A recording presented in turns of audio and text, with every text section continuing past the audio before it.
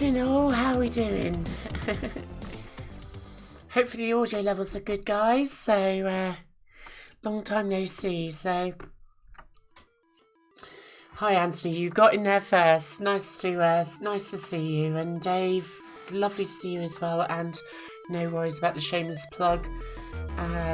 Swag is an awesome event that I cannot wait for next week. But I guess I'll just have to do what has to be done, which is to wait for it.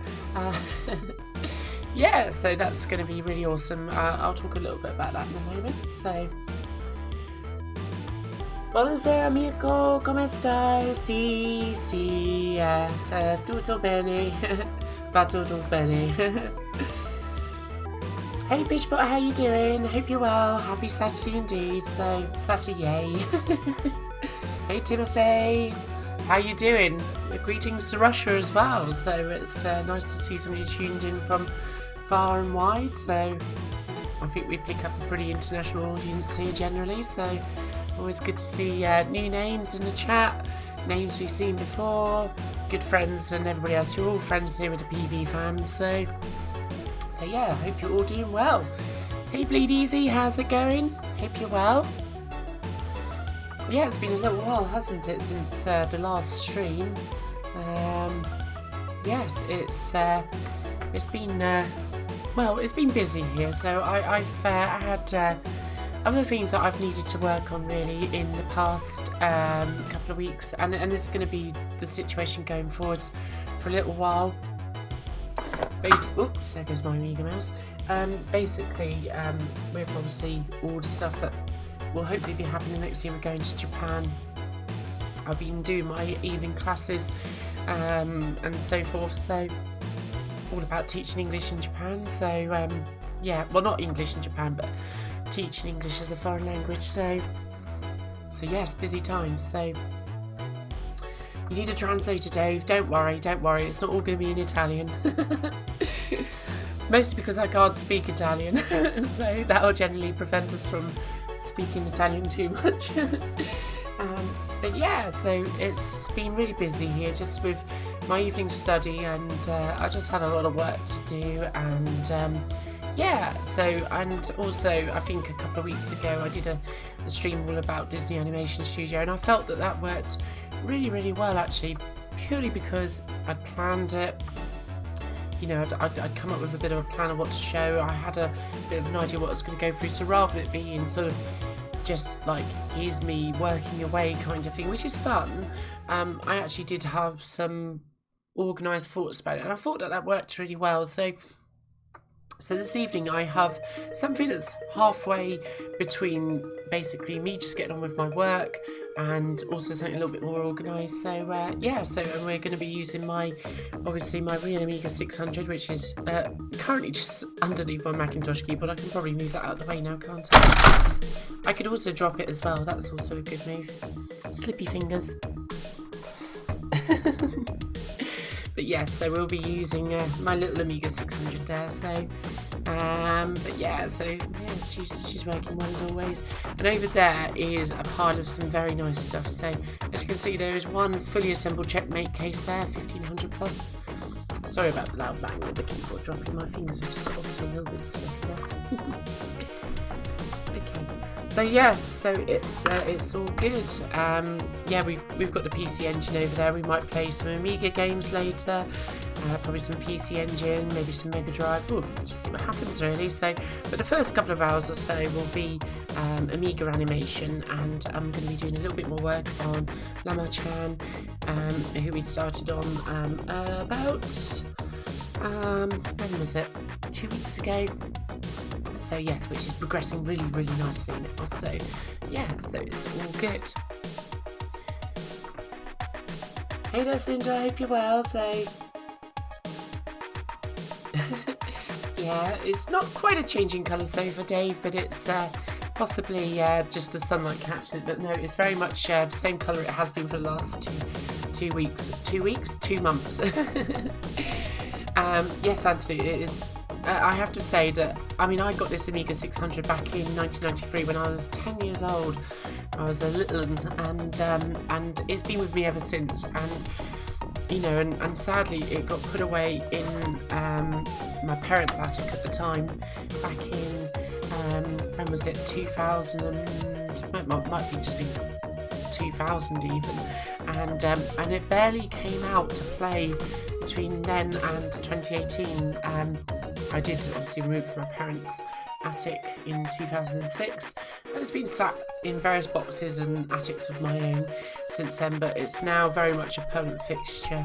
I use it pretty much, well, if not every day of the week. It's probably getting more use now even than when I used to have it back in the early 90s. So it's a fantastic machine. It's rock solid. I adore it to bits. So yeah, so that's the plan this evening, guys. Could be quite a long stream. I'm not expecting really all of you to stick around for all of it. You might want to dip in and out of it. It's just going to be a bit relaxed. Obviously it's 6 PM here in the UK, so I felt it was certainly beer o'clock for me as well. So I've been working hard this week, revising, and obviously doing my day job as well. So it was time to unwind. So yeah, so let's just crack on, I think. So I hope the music levels are good for you guys, that you can hear me clearly. And we'll just get going, I think. So let's flick you on to full screen here. There we go. I'm just going to go full screen for me. There we go. Cool. I'm just going to get a few little tunes going for me, because otherwise you guys are able to listen to whatever I've got on here, some Amiga mods and so forth, and I'll be working away in silence and just listening to the echo of my voice. Never a good thing. So yes, so let me just flick you out because I've already got it loaded up. So there we are.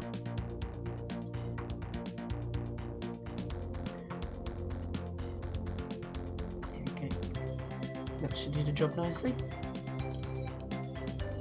So yeah, tell me all about your Amigas, guys. I'm going to be talking about sort of swag that is coming up next Saturday. Believe it or not, it's come around again.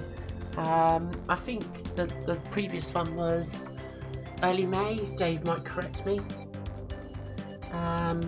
Yeah, so yeah, I think there's it's been, is it 1, 2, 3, it's gonna be 4 months already, so that's, yeah, so I suppose it's about 4 months between each, wasn't it, January through to May, so 4 months gone already. That's insane. Hey Chris, how you doing? Dave, Amiga, anyone else you know here? I'm sure we're all friends here at the BV fam, so it's great to see. I'm really super excited to see what you're bringing along to swag, Chris, and I'm sure you're going to look at what I'm doing and think, wow, that's a bit amateurish, but I'm enjoying it. So obviously I'm just using a mouse. So yes, so Lama-chan is looking pretty good. I've made the mistake with this one though of actually probably taking it a bit too far beyond what I supposedly called my final outline. If I just show you my final outline, there are actually some reasonable differences. The actual main character, Lama-chan, is pretty much the same. So, but it's the hands that are diverged, and also the shoulder position is probably a bit different as well. Little subtle tweaks here and there that are actually quite different, and of course the problem I now got is essentially animating a fully coloured in pitch because I couldn't help myself. So but there are various tips and tricks that are going to help us here, so which I'm going to go through this evening. So, and we'll be able to take this into Disney Animation Studio, do the pencil test stuff, and get a bit of movement going, hopefully. So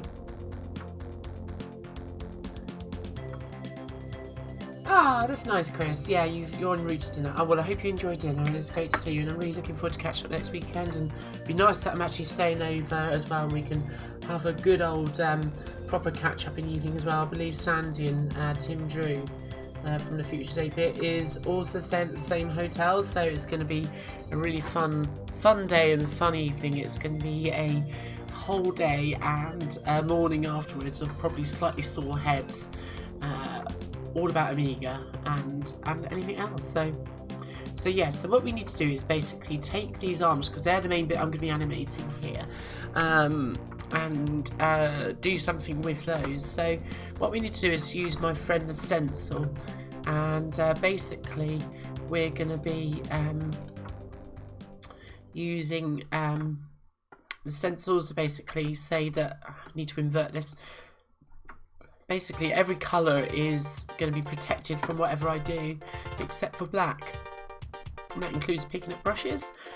So when I pick this up, I should have something that resembles pretty much the outline. It's not going to be perfect because obviously I've anti-alias details, which is what I mean. I've taken this a bit too far really, but never mind. So that's going to be the rough outline that I'm going to work from. That's enough for what I need really. I think I've also got a couple of brushes with these fists, so let's bring those in.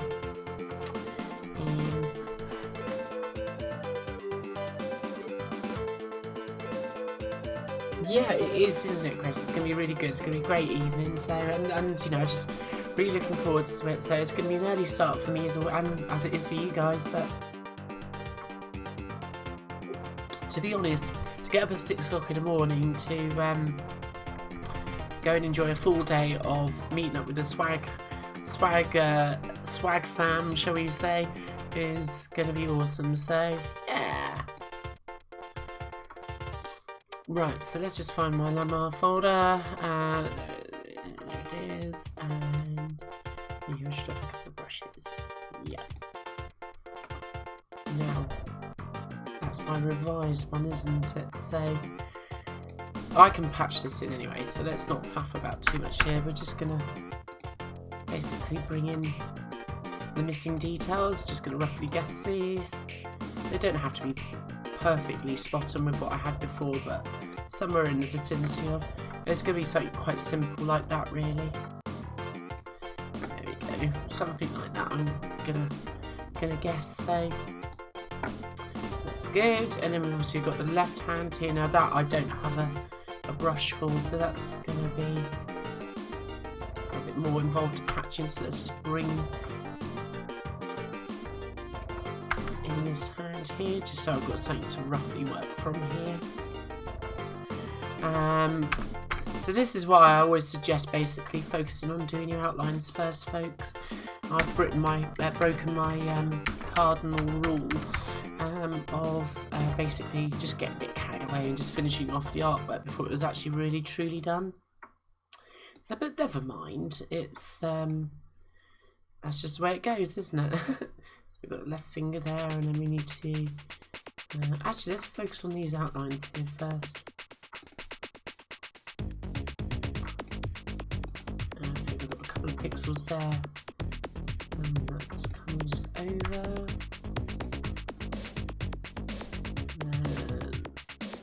Let's go with there and there.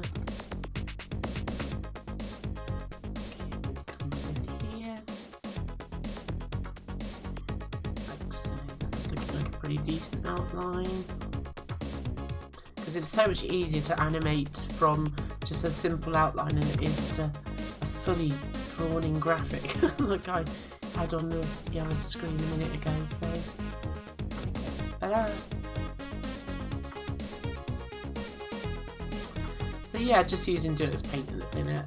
Deluxe Paint 4 AGA is pretty much my favourite version of it, although Deluxe Paint 5 definitely has its place. It's got some really super useful animation tools that I use.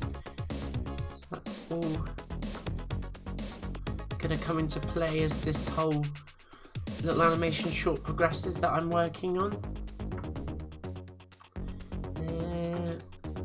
Copying right here. This doesn't have to be a perfect reflection of what's below, because it's obviously gonna need some sort of tweaking as it goes, but as long as it's in the right ballpark, I think. So oh, I've come across enough there actually. Let's bring that down here. That's it. Let's get that. There we go. Good.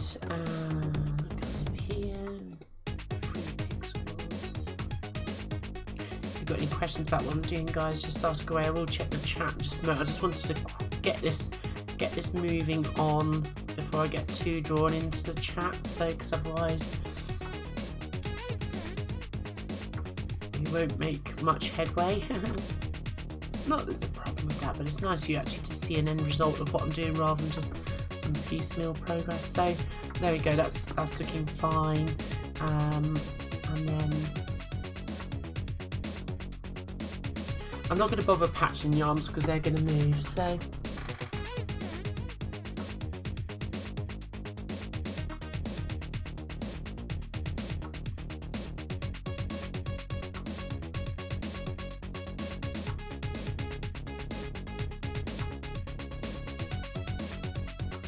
you're busy at the moment, Dave. Yeah, awesome. Hey there, Phil. How you doing? So you're watching a CRT today. Now that is pretty neat. How you mentioned that there, Phil? Hey Ralph, how you doing? Good to see you.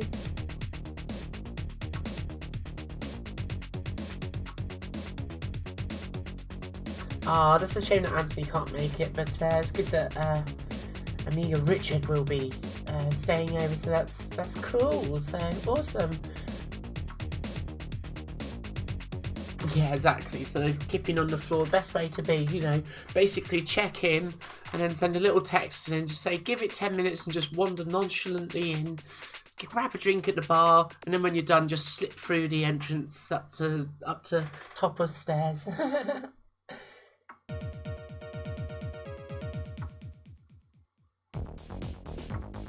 Has all the tables it can.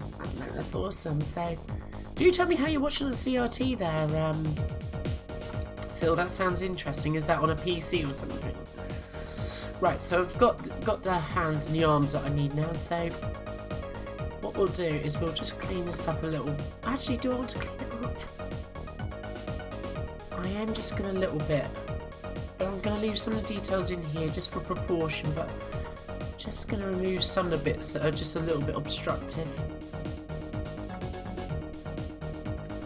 Like so.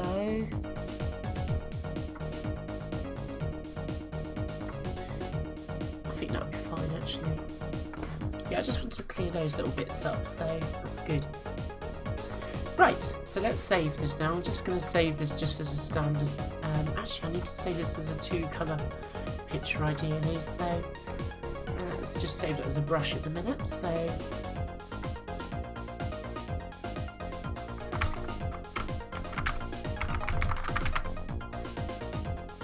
just call it arms at the minute. You'll see why I need to save this as a 2-colour brush in a moment. So yeah, so basically this is going to be part of the process, but essentially what's going to happen is, if I can just go full screen a moment again.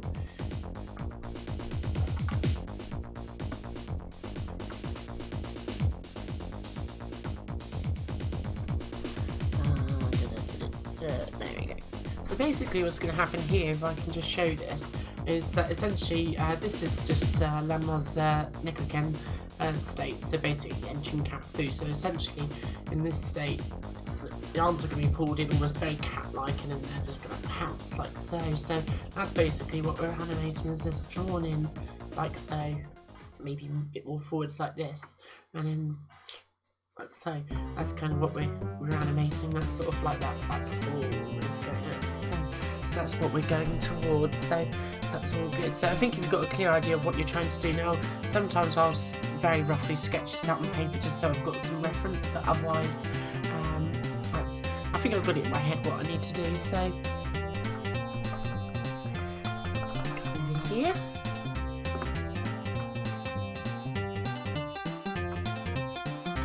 You wrote a little program that does absolute magic. Wow, that's amazing, Phil. I literally have no idea where you begin doing this stuff, but that's pretty awesome. So, software defined radio. Wow, I've never even heard of it, but that sounds proper, legitimately awesome.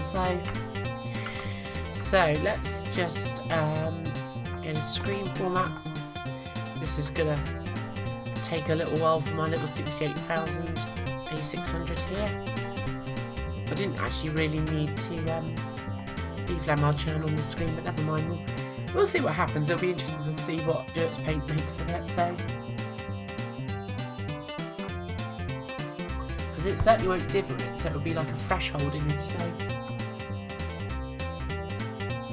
yeah, absolutely. Yeah, basically put the passengers on the roof rack. They won't mind it down the M4. Actually, it's pretty neat, doesn't it? I'd say Deluxe Paint's actually done a pretty pretty epic job of that. So give or take that it's obviously blocked in all the details of Lamar's clothing there, but it's got a certain aesthetic to it, hasn't it? So let's just basically load that brush in, clear that, and what we'll do is we'll just reset the palette. And we really need to invert the colours here because it's the wrong way around at the minute.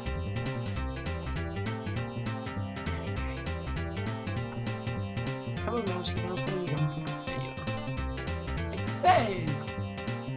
That's what we need. So now I can just save that as just as a proper ILBM. So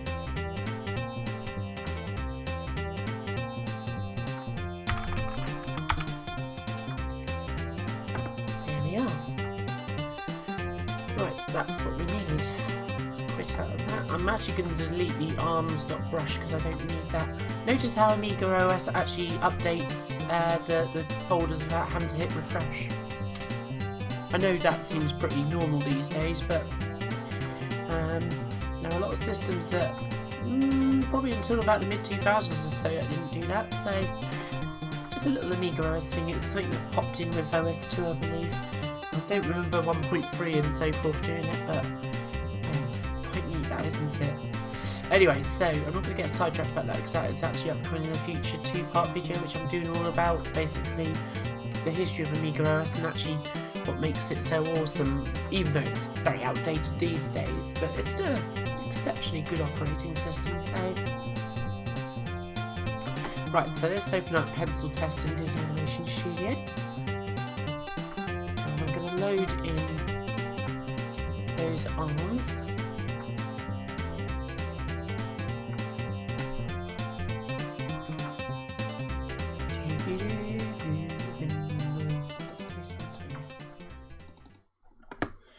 So yes, so swag next week. What am I going to be bringing along? Well, for myself, I'm going to bring along the Checkmate 1500 Plus, which is now fully working, which is really, really awesome. I'll tell you more about that during the stream. So that's all ready to go. And probably just Amiga 600. Image does not match page size. Oh, we would just use the current size. So, because obviously I should imagine that my... It's because Disney Animation Studios starts out with a 320 by 200 screen. I hope it's not trying to resize the picture.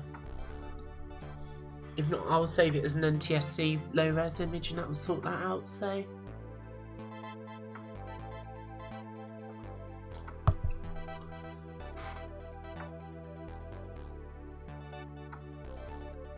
what about Joe Pasquale?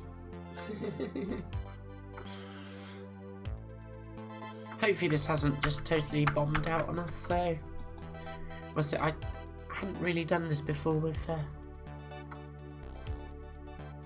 loading in an overscan image into Disney Animation Studio. It makes you wonder, doesn't it? What is it doing? It doesn't usually take this long.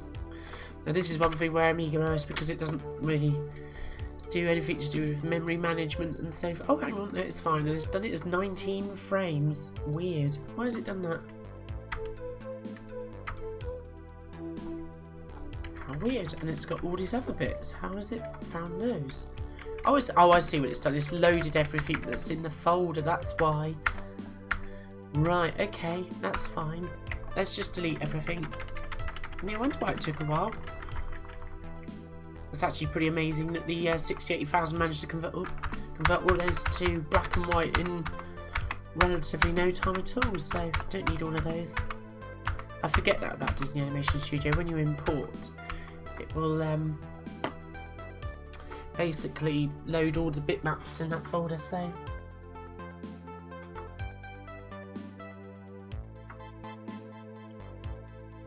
Stephen posted about your cards. Oh, awesome! Yeah, because obviously I'm not on Facebook, folks. So yeah, but yes, he's been an absolute champion helping me. Hey, Nancy, you heard your name be mentioned. For your ears listening, burning. So, oh, it's a shame that you can't potentially make it next week, Anthony. But it's going to be fun nonetheless. So, right, let's just create a new frame here. So this is going to be a little bit backwards because actually what I want to do is animate This is probably about mid-sequence, I'm going to guess. So I'm going to cut this. I'm going to go to my next frame and slap this down. I'm going to come back one. And put this down. Actually, I've done this a bit wrong, really. Here we go. I'll do. And then what we'll do is we'll come back to frame 1. So this is going to be our starting frame of this particular sequence. Really should have had the shoulder position probably in there, but yeah. Let's see what we can get away with here, because I can probably patch that in, can't I? Can I not? Because that's really quite important. Okay, I'm gonna bring that bit of the shoulder detailing because I'm gonna need it. So.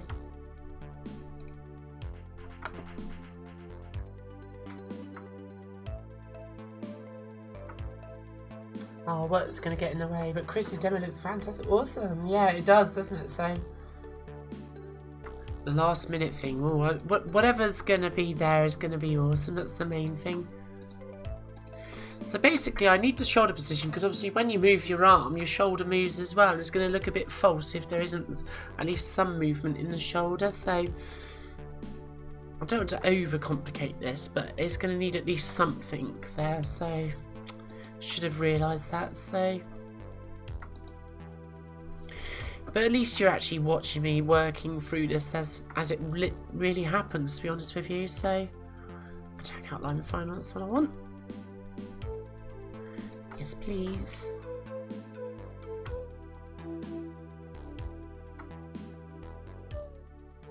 I hope I switched this back to full screen on here, folks. Yeah, I did. Good. Just had this moment thinking, did I actually put you back on full screen? Yep, so this is the piece I need up here. Now, I don't know if that's gonna... because the outline was...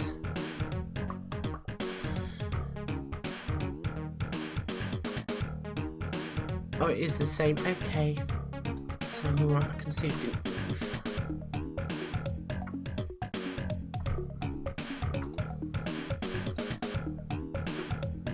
Good. Yeah, that's going to be fine. So let's just take that.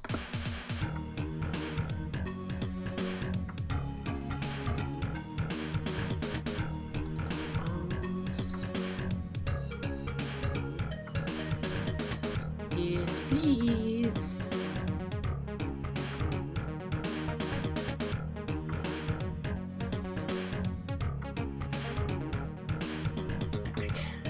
Because obviously now I have no idea how to match that in because I slipped out too little. It's going well, isn't it?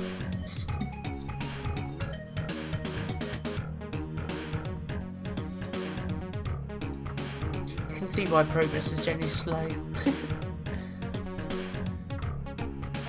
we go. Great. Okay, now I can patch that in properly.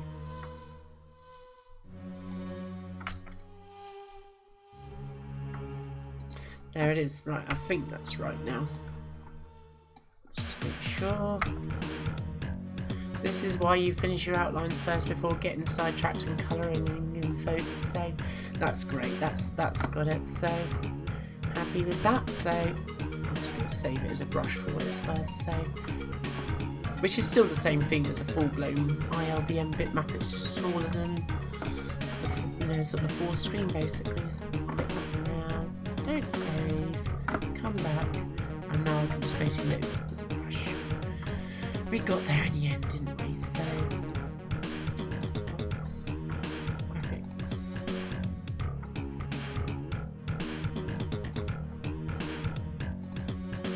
Number 1 half. No worries, Chris. Catch up offline and chat's published. Yeah. Hey there, Doug. How you doing? Yeah, see you soon, Chris. I'm looking forward to catching up next weekend. So, how you doing, Doug? Hope you're well. Right, that's better. I can work with this now.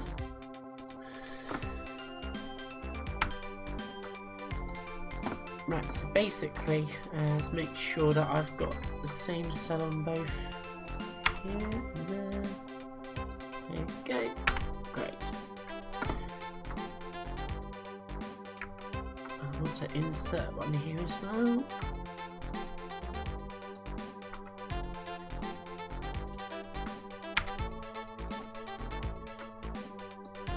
So I'm going to have to rearrange these frames a little bit when I'm done, but it'll all make sense in a minute, so...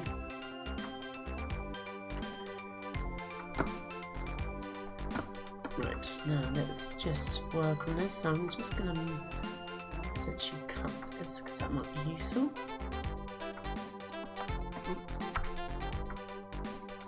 Like so, and now we can actually start. So really, this is just a matter of... pieces together, piece by piece, really. So I really want to start with the arm up like so. So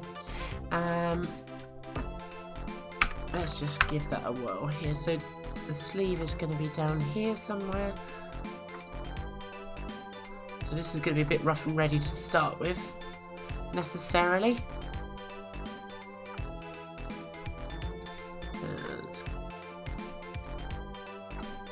So it's just very much like doing a normal sketch in many respects. You're kind of just trying things out, see what looks right, and then you can apply it properly, as it were. So, you know, tidy up the details. All comes together quite nicely.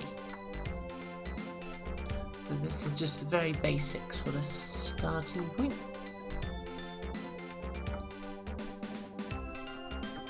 There we go. And we'll just have the like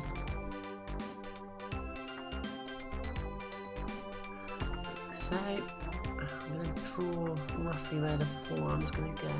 Or actually, if I draw the biceps here first, just very roughly.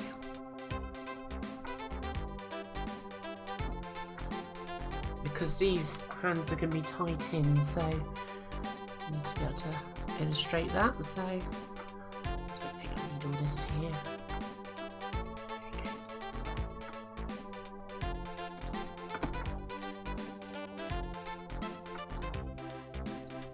So some of this detail that I've drawn is actually going to get covered up by basically the forearms, but it's like anything when you're drawing, you do need to sort of either be very good at visualizing where your shoulder, like when you draw down from the neck and you want to draw the shoulders, and you've got to be very good at either visualizing the correct line, otherwise it will always look a bit false. So because you're not really looking at the anatomy correctly.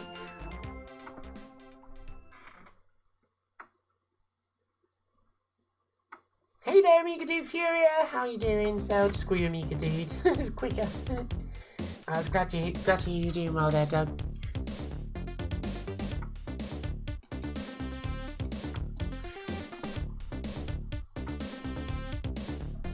I've got your message, Doug. I'm going to need to look at that later on, so...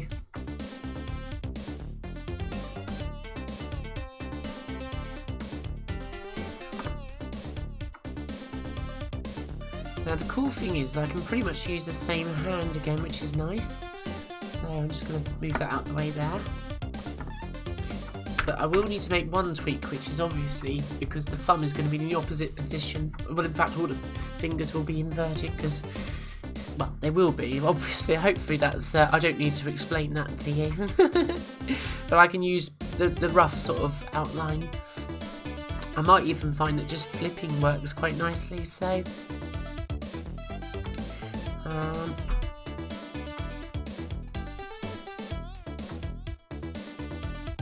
don't go too mad there.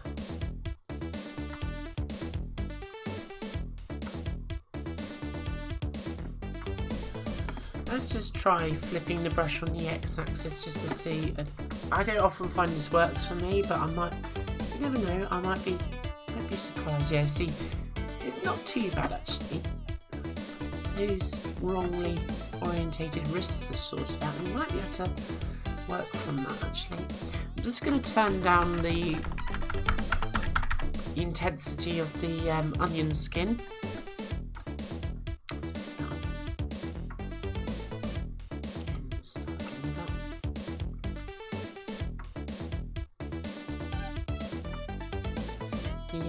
don't know whether that will work, but you never know.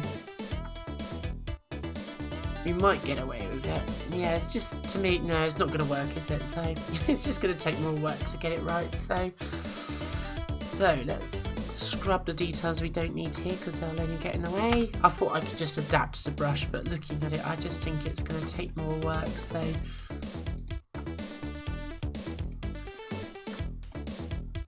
let's just zoom out a little bit here. Scrub these extra bits here away. So just like any pixel art, there's no quick way to doing this as such. It's just a matter of going through it all, really. So okay,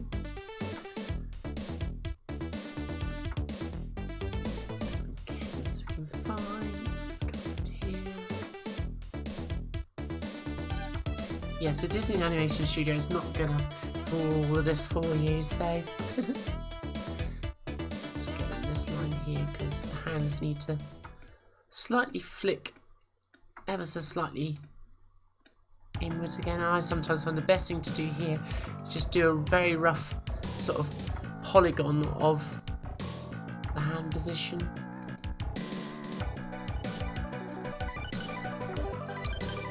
Very rough indeed.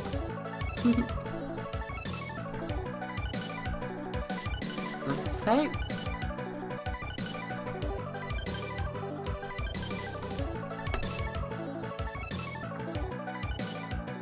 Hey there, Walter and Mamo. I think I've read that right, so I hope you're doing well. Nice to see new names in the chat. Hope you enjoyed this evening's stream. I'm doing a bit of Amiga animations to start with, basically piecing together, just for those who've just joined. I'm doing basically an animated short, and I'm just working on one particular part of the sequence, and it's going to be animating this particular character, Lamar, who you may know from Lamar 1/2. So I've done the wrong thing, basically doing all the shading and colouring to start with, but now I'm basically going backwards and actually getting the actual animation cells done. So hey there, Phil, how are you doing? So hope you're well. Nice to see you again. So yeah, so that's basically what we're doing to start with this evening, and then we're going to do a bit of gaming. I thought we could play maybe some Yojo, and we'll just see what else unfolds really.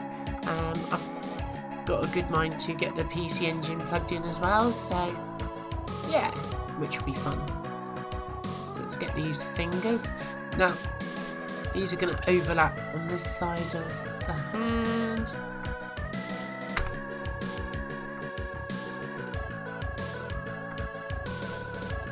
Like so.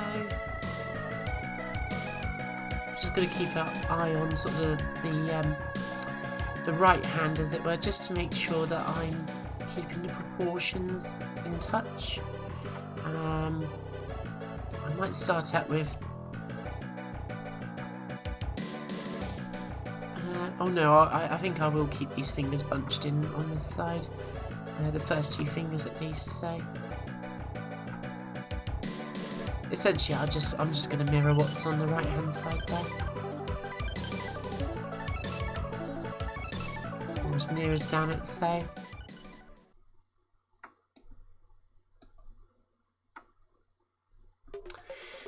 I'm going to adjust the position of this line because it's making the little pinky finger look a bit too... Well, it's not very pinky at the moment, it's looking like a big sausage.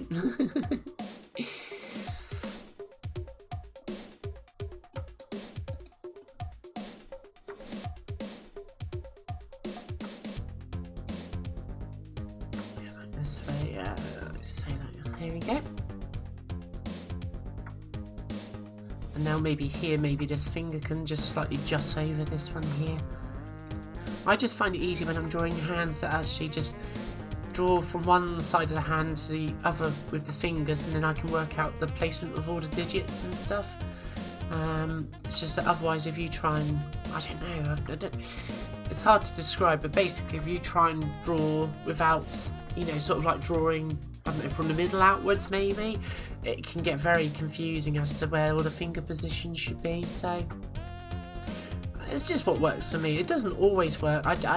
As I've said in previous streams, I've made no I've never hidden the fact that and this goes for when I'm drawing on paper as well, I always find hands really hard to draw. I think most people find hands hard to draw. You know, they're just not easy to draw. Or maybe some people do find them easy to draw, in which case, good for you. But I've never found them particularly easy, it has to be said. So now, obviously, this thumb is not going to be hidden in the way that it is on the right hand side here. So we kind of need to draw the thumb in a bit here. I might just need to extend this a little bit and maybe have a slightly angular line here, because if you look at your hand, if I do this, look at this angle here, it's almost like 45 degrees. So always important to remember when you're drawing your hands is that this does have an effect on the hand position, this angle. It's never straight up into the thumb, so there is always going to be that sort of 45 degree angle there.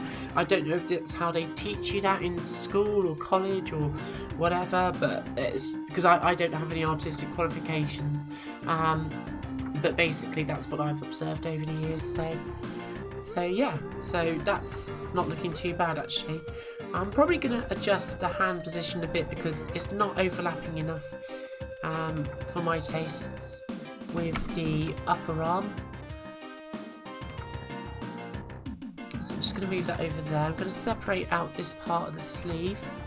Don't right click and do this, because otherwise I'll erase. Like so.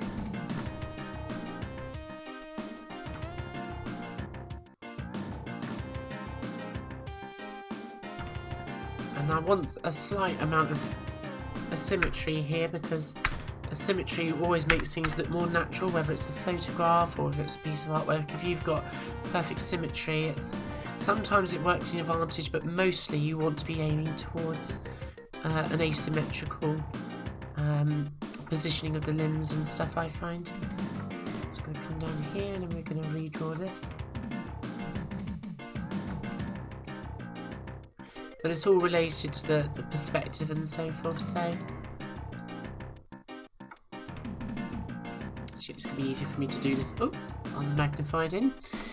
And let's get rid of some of this extra stuff here.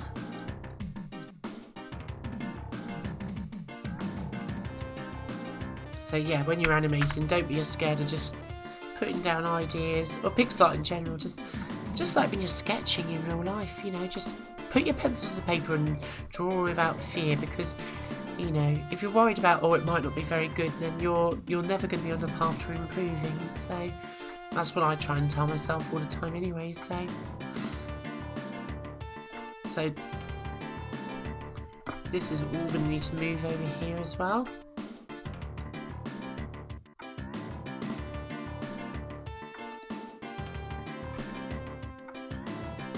I think that's probably about right there.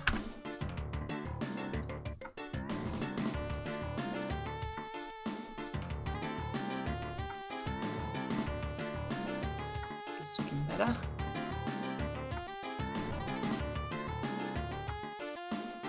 I wonder if I can insert the hand.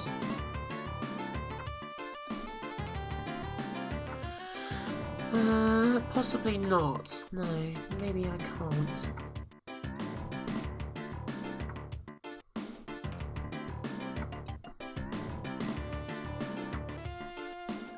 Probably going to look better if I just come from underneath here, like so. There we go. Let's magnify this. Now obviously the reason why this is, this is always going to take time doing this kind of stuff. As I said, there's no shortcut to it all. You've just got to basically put the time in and work through it all, really, to be honest with you. I really want the forearm to come underneath the breast here, so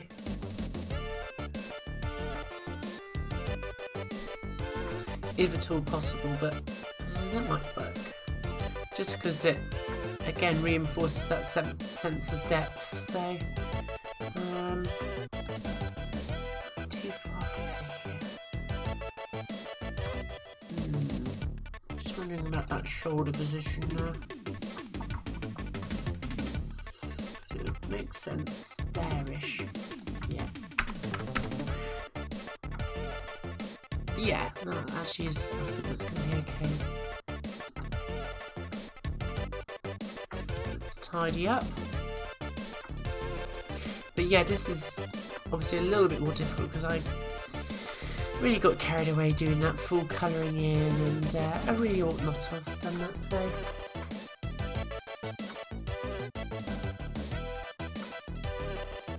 Vicky in the Pixels needs to be, hey there Neil, how you doing? Vicky in the Pixels, is that as in like, what is it, Christine and the Diamonds, is it? I forget her name now, so hope you're doing well, Neil.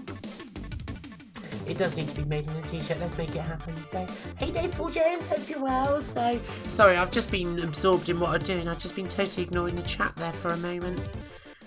It's nothing personal, I just enjoy myself, really. How you doing, Amiga Workbench? How you well? Oh, Phil agrees. Hands are hard. I'm glad that you agree with me, Phil. Sorry, I don't mean to totally neglect the chat, guys. I'm just drawn into what I'm doing, and if I can explain what I'm doing as I go along, there is some benefit to it, isn't there? So, yeah, I hope you're all well. So, yeah, the Aquarius video was great, wasn't it, Doug? So, yeah, really good job there from Neil as always. So, I think I only caught up with that one this week, actually. It did come through the week earlier because I do support Neil on Patreon, but it's just been really busy, you know, which is why I haven't been streaming much. And I'm not so sure about this sleeve position still with that arm. It's not working for me there, folks. Oh, I wish I could spot these things before I finish stuff off.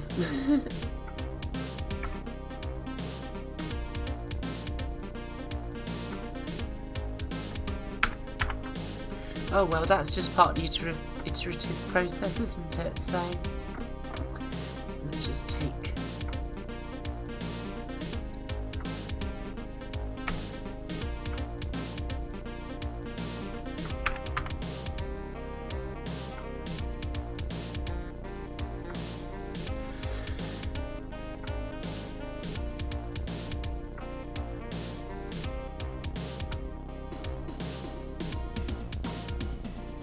Let's go with there, maybe.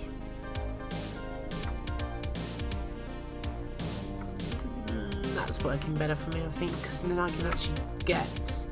I mean, obviously once this is coloured it would make sense more as well, but it just means that I can actually get a hint of that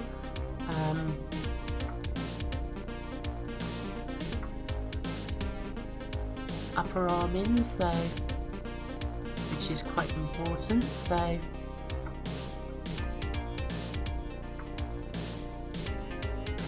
yeah, I think we've got it now, folks.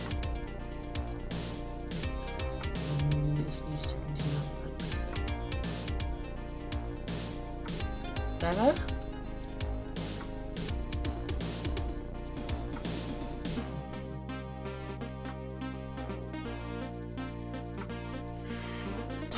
There we go, that's looking fine.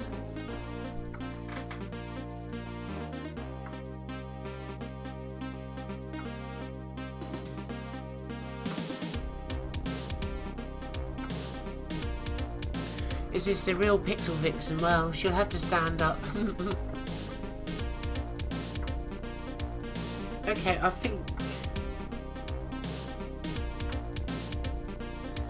Is that right? Is it right? I sort of feel like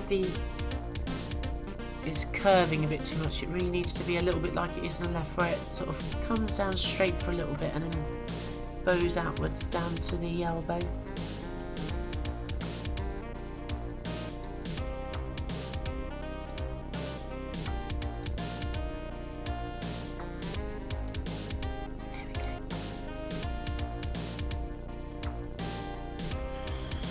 like so. I think that's good. Am I okay with the elbows coming down at the same position?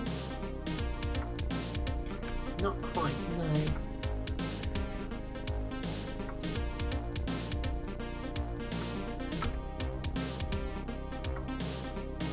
Just ever so slightly higher up, I think maybe will do it, so.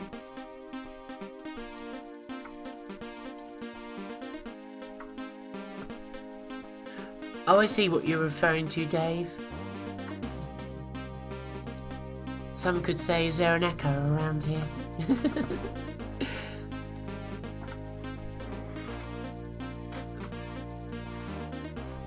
Took me a moment, didn't it? So I'm just going to patch in this forearm now as well, because obviously we're lacking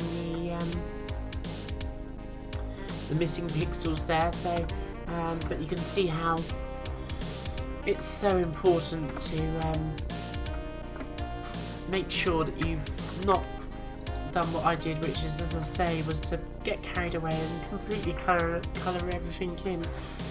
I was just, really wanted to finish it, and I'm very pleased with how it's all turned out. But the difficulty is that whilst I always retain the outlines of everything in the outline colour, which is black, in this instance, also the interior details have been anti-alias. So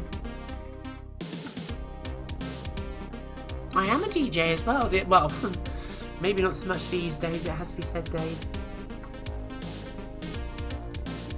I'd imagine if you put me in front of a pair of Technics 1210s or 1200 Mark IIs, which is what I had, it would take me a little while to get used to beat matching again. I'm a bit out of practice after about 15 years, so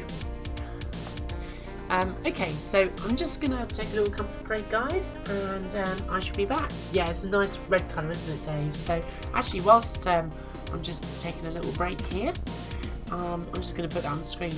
But the Amiga's got a really beautiful vibrancy in its reds. It's very punchy. It's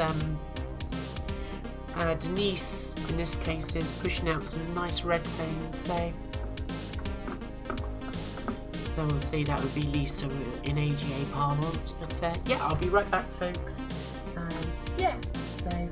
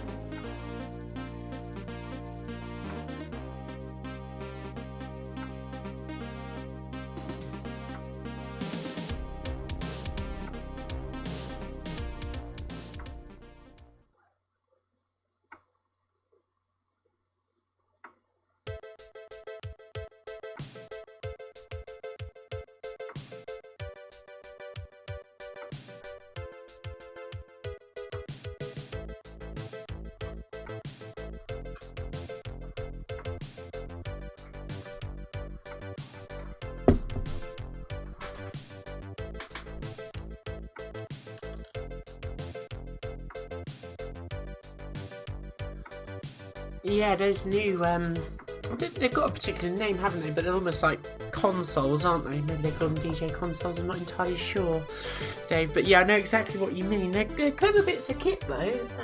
I did very briefly try CDJing in the mid-2000s, probably around about 2004, thereabouts. But yeah. Yes, you know it, Phil. Yes, pure red. Although technically on an Amiga it would just be F00. Well, ECS through OCS, because obviously you've only got 4 bits per channel. So, but that's just me being a nerd, isn't it? So, obviously FF0000 works on an A1200 or a 4000 or indeed a CD32 because 8 bits per channel. Where's my bottle opener gone? Obviously didn't bring it in, bear with.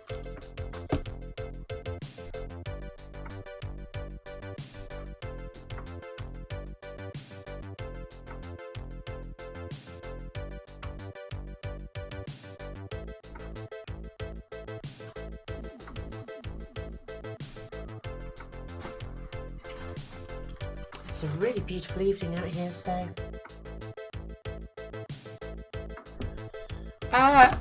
this here is Mena Brea. I think that's how you pronounce it. It's a blonde Italian lager. It's quite good actually. So yeah, it's not too potent, so which is the main thing. Otherwise, you won't be seeing me do much work at all this evening if it was.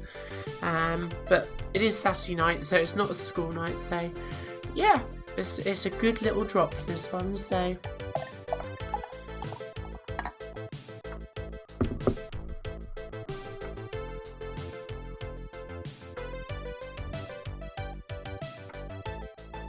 What do you mean you haven't had an Amiga, Dave? I was going to say I've got a Rev 5 Amiga 500 here, which has got a broken Magnus if you're interested. Right. Excuse me. How many Amigas do you have, you wonder? Well, you tell me, Dave.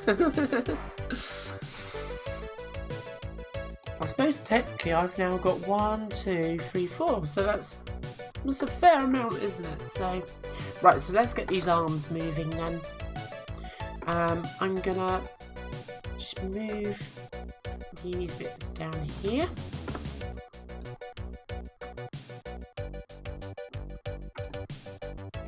Just out the way. And what I can now do is, because I've now worked from this, I can now delete this cell. Like so. And I've still got it here. And now all I need to do is insert a new cell. Oh, hang on, no. Maybe if I just... Oh, okay, let's see how to do it this way. There it is. So now I've got something that I'm working from. Okay, let's get that looking good. And what I'm going to do is let's take this part here. We'll start with the far arm, as it were.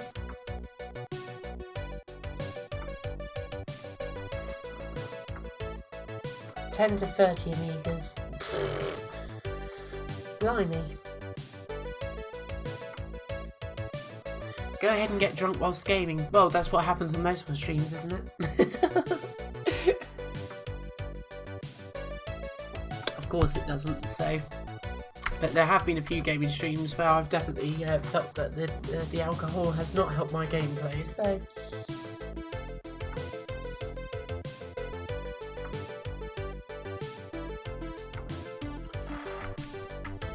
Yeah, no, I have no need for any more Amiga systems, unless of course somebody wanted to donate to me a free Amiga 3000, but that's not going to happen, is it? So, no, I've got enough Amigas now. So, so where are we going from? So, one goes outstretched. Oh, creating cells here. Don't have to create cells. So I think we'll just have the hand come down like so.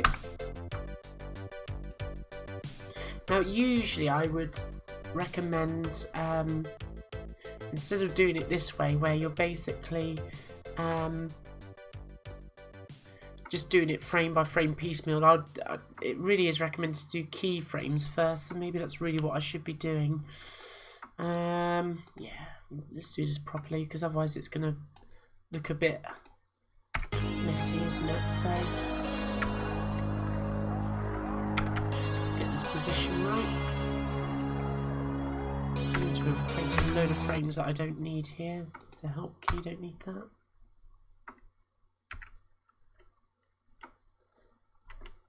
That's the only thing with Disney Animation Studio. It's nice it uses the cursor keys to add frames, but it does mean you sometimes end up with so many frames inserted by accident. So let's just get a feel for this.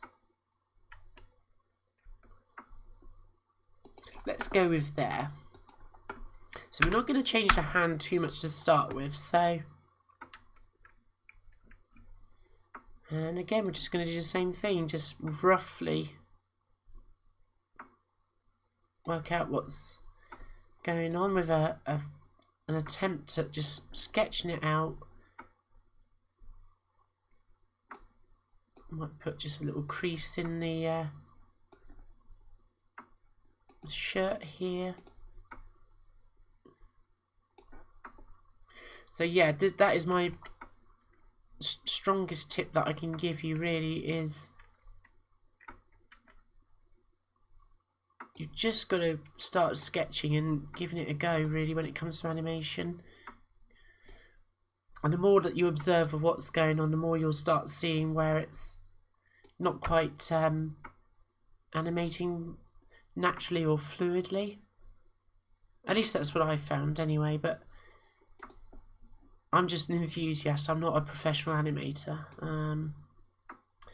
You might have spotted that by probably one, the advice that I give you, but also the speed at which I make progress.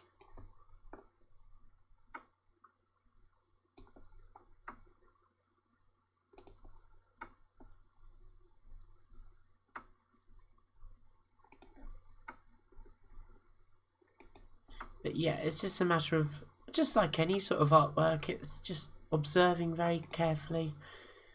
Let's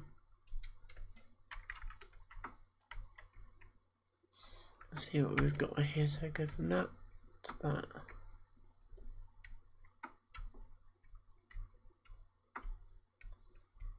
Okay, I think what needs to happen here is this part of the arm is not swinging out quite in the right place. I think that needs to be there.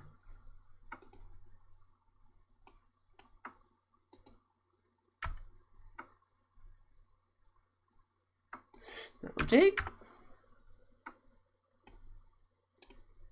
And then just basically you just want to observe what happens between the frames. And yeah, just it's all about instinct in a way when it comes to the way that I approach this. It's just, does that look natural? Does it not? It's, yeah. I'm going to change this a little bit. I think part of the reason why I'm not liking this is that the wrist is just looking a little bit too chunky. I'm sure that Lamar has very strong wrists, but they probably aren't that, well, they are when it's boy type Lamar, obviously, but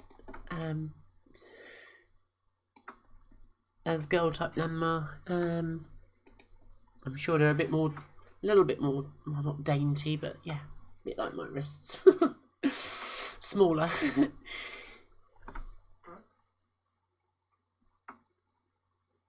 You're bringing CDTV this time, that's cool. So he's bringing candles to the next fire. What is it, you having a wake?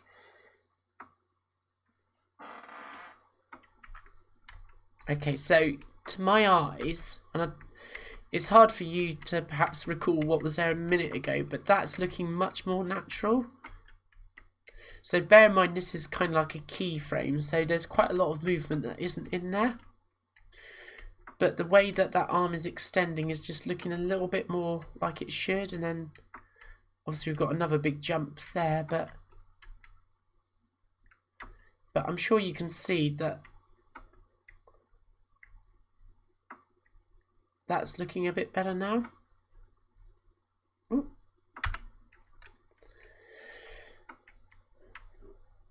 Yeah, that looks right. And then essentially, just to point it out, that's what happens when, if I, let's just save this a minute. So I'll save it as an anim because it's the most portable. So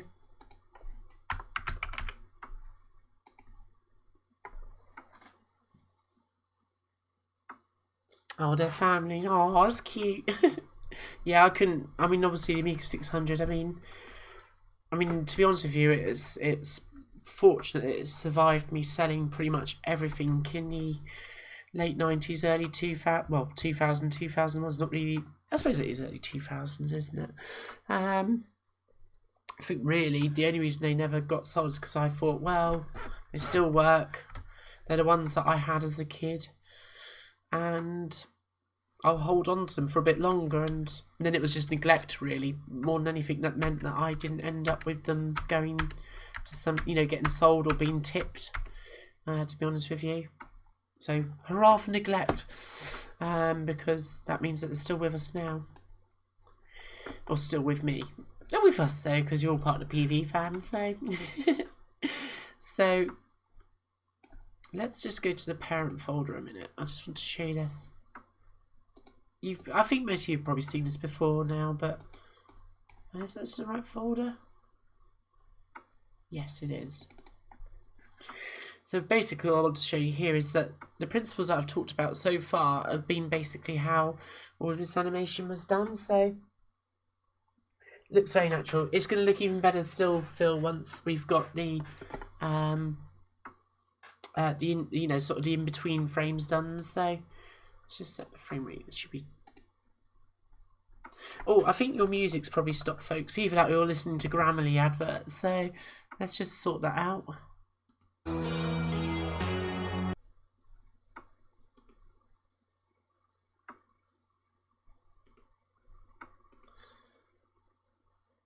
Oh, good. Let's start the music again. Sorry, folks, I didn't realise it had stopped. So, let's exit now. Well, actually, we'll just exit in a moment. So this is it's coming on quite nicely now. So eventually this will all be coloured in. But essentially, to start with, the frames are all the same because you need a little bit of a pause for dramatic effect. And then basically, Llama's going to react. First of all, by closing up the mouth. So you imagine somebody's just like shot, and then they realise what's happened. And that's kind of what's happening here. And then the eyes, and then the hands are going to come up. The eyebrows come down because they're a big signifier of emotion. And then you're raging, and then so you see how that goes. And then it's just full-on remonstration. So, and then if you animate this properly, like so. So yeah, basically this animation here is very much done along those lines as well. So, but obviously I've done this one properly by not getting too drawn into shading this particular part of the sequence. So it makes it a lot easier than what we've had to do, which is basically reverse back from a fully shaded image. So, which is the wrong thing to do. So you basically just do it like in a traditional way. Pencil test, outlines first, and then bring it together. So you'll see little pixels move about in this pencil test, like the Llama's pigtail gets, changes a little bit. There are bits and pieces that drop in and out, but that's okay. So yeah, thanks, Phil. It's all good. It's all good. So now we just need to draw a few more intro frames. So let's go back to where we were.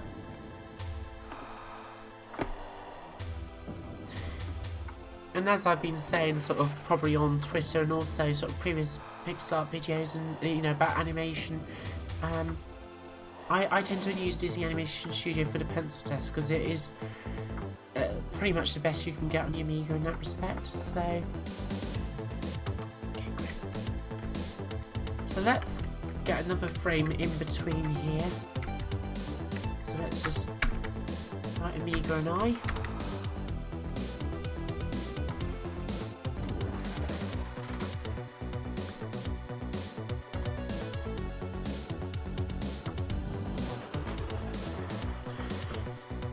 Yes, well, back in the day I think by the end of it I had an Amiga 3500 plus, which still worked at the time.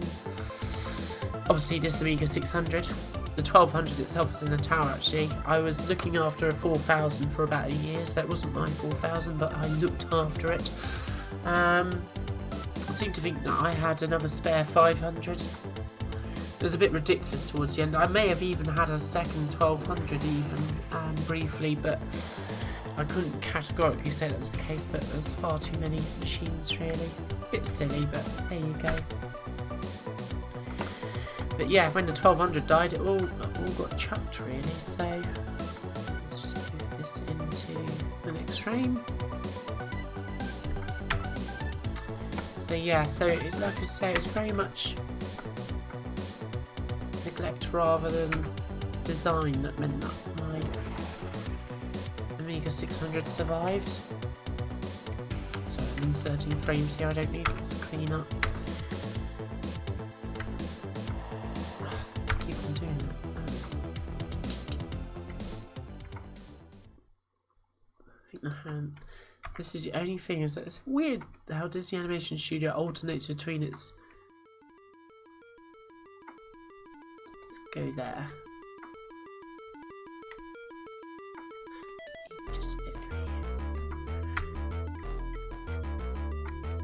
Yeah, that works for me. Okay, so now what I'm going to do is I'm going to take the shoulder position from here.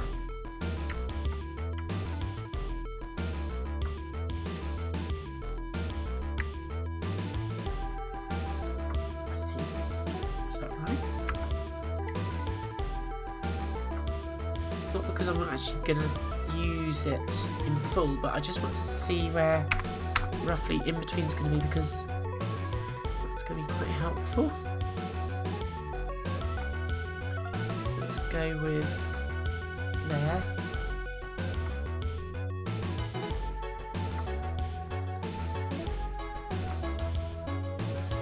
Might even get this to go just a little bit steeper there. So. Hey there, it's CR Fitzgerald. Good to see ya. Never too many Amigas. Yeah, you're right.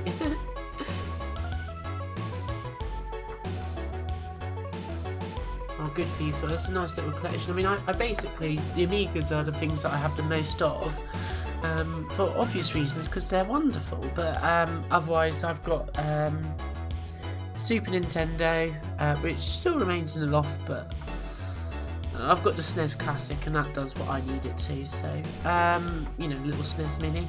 Got the NES Mini,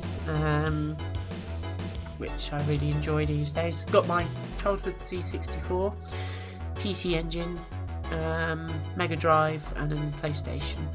I think that's pretty much what I've got. So it's enough. It really, truly is enough. You know, occasionally I think to myself I have too much choice when it comes to what game to play on these days. But that's why I was quite pleased myself that I actually finished Grandia last weekend on the PlayStation, which was just wonderful. So yeah, definitely up there with one of my favourite JRPGs that I've ever played. So the other thing Pixel Art is actually being able to see through what you're doing, because this does look a bit messy at the moment, doesn't it? But you've got to keep in mind of what you're going from and going to, and then you'll know what you need to erase and what you need to keep. I was never a specky kid, so but I do like the look of them, and I'm sure there's plenty of games I would enjoy on a specky. But never been a Spectrum kid. It was straight onto the Commodore. Don't have the same nostalgia that obviously many will have for the specky.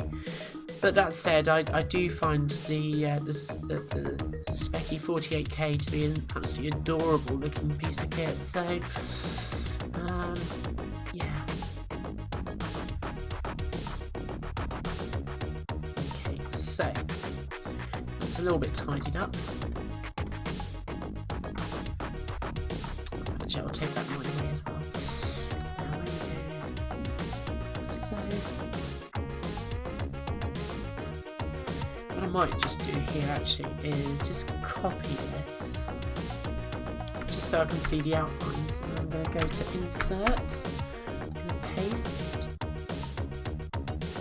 That way I can now see where I'm going to, because the pencil test is showing me the frame before. That's helpful. And I can actually just increase increase that. I might be able to just bring in the frame for that. Little hacks that you can do to help you when animating on an older system like this.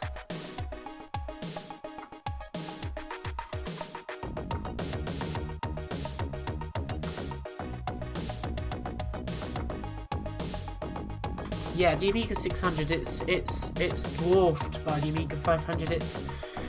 It's definitely very cute. So yeah, my Amiga 600 definitely fits in the category of kawaii.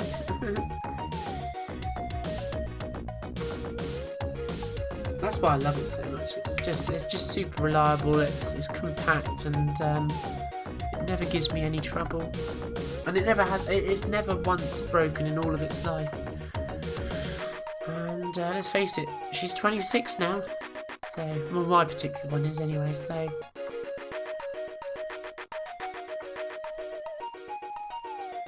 now we can start drawing in that arm.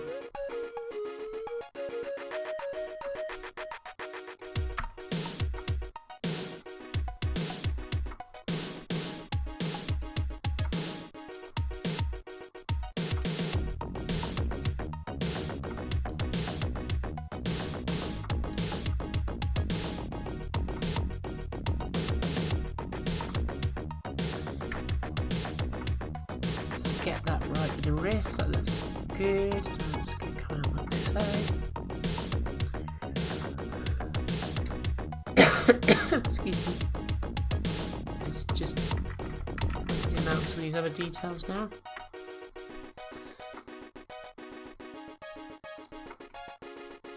Like so.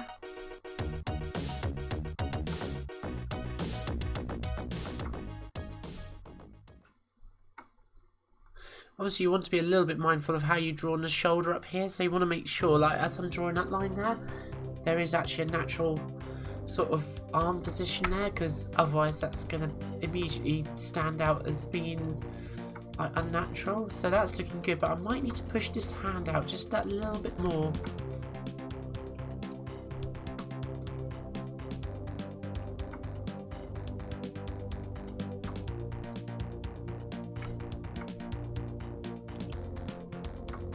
Like so.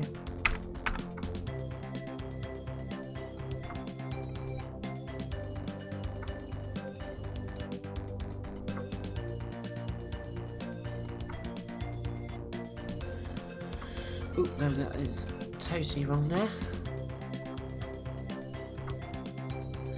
I'm sure that we all have flexible wrists, but none of them are quite as flexible as that.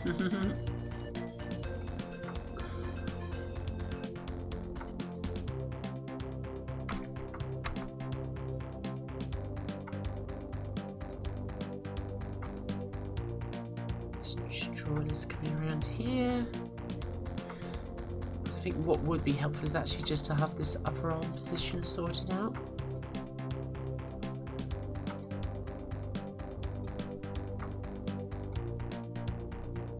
Yeah, that is going to help.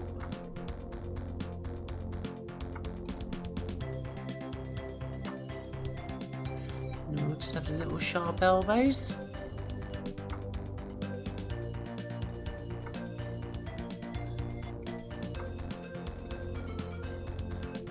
Down here. Oops. Zigzag there.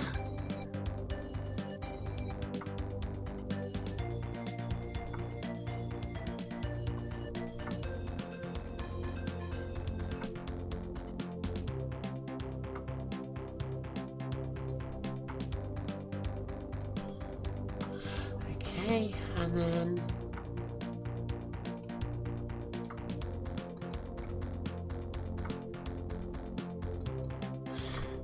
looking a bit better, I think.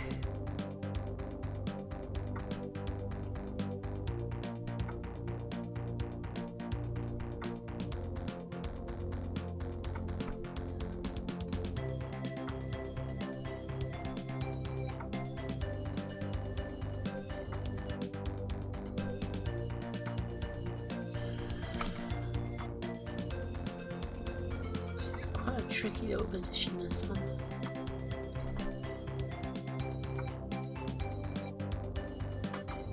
Oh yeah, the weird one, Wicked bundle. Yeah, that was probably about the most popular one, wasn't it? So mine was just a basic Lemmings one. It's the one that Silica was selling off for £189. Basically, Lemmings, Deluxe Paint, and an Amiga workbench. What more could you want in life? £189. It was a steal though. So.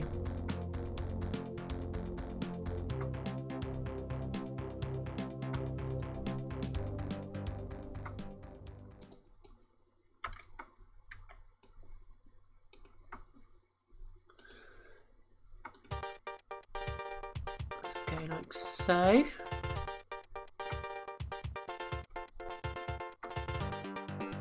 I'm going to need to just work on his hand just a little here, just to patch that back in.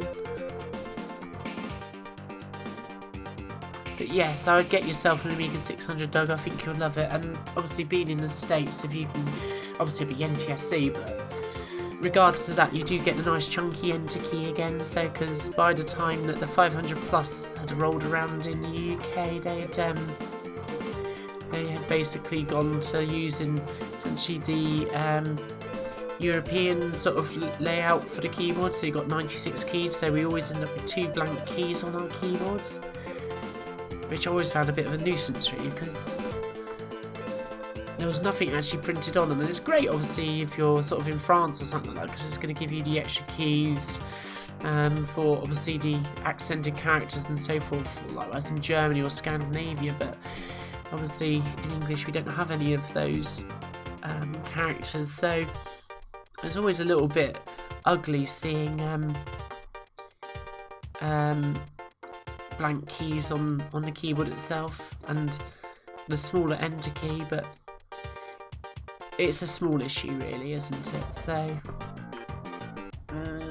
is that right or not? Let's see. I can delete that frame now. Let's just tone this down a bit.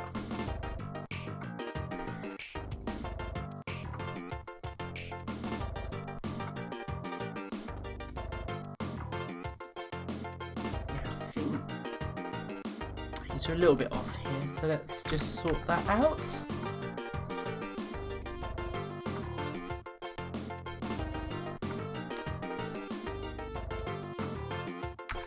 Sometimes the best thing to do if you're trying to work out whether something's correct is actually think, well, would I be comfortable if I was actually holding my arm in that position? Is it possible to hold my arm in that position? That will give you a clue as to whether it's natural or not.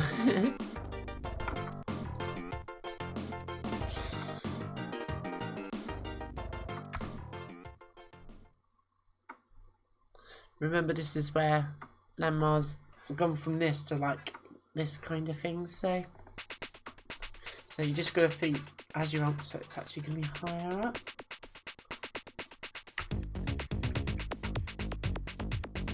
Yeah. Little sense check there from me to make sure that I'm not just going from, you know, smoothing the motion. I'm actually thinking about the actual movement. So we go from there to there's just a little going up a bit there.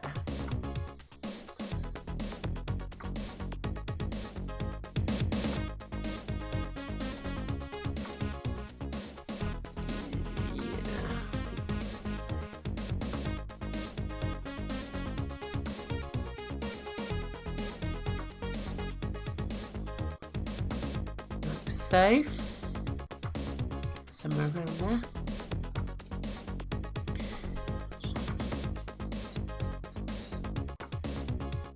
Yeah, the Grandeur HD collection is a little bit of a missed opportunity, and of course, for me, one of the big charms of Grandeur is those pixel art portraits, and you know, they've all been smoothed over, and to me, that's a bit of a shame.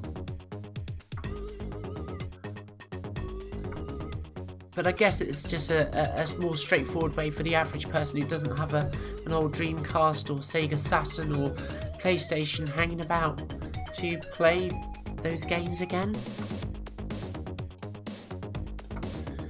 I suppose is what it's aimed at. So I do hope to eventually get a Switch myself, but I will stick to sort of, not that I anticipate playing Grandeur just yet, having already put 73 hours into it.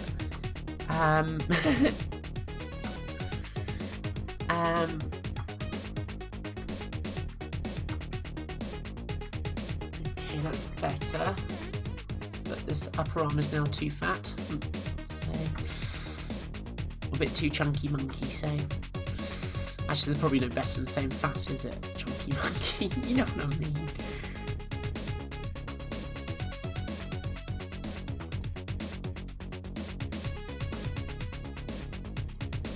Just make sure that's...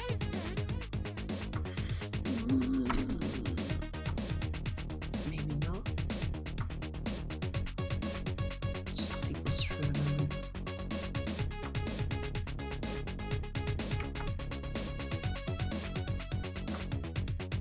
Yeah, I think so. Somewhere around there.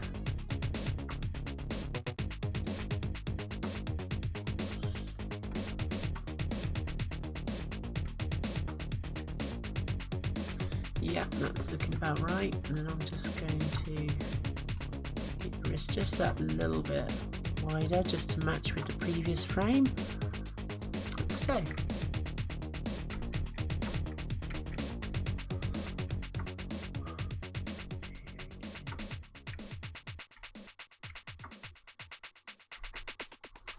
Okay, now I think I'm just going to bring this. Oh.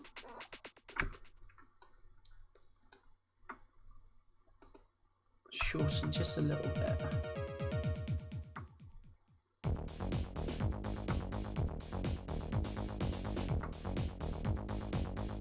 Let's go with there.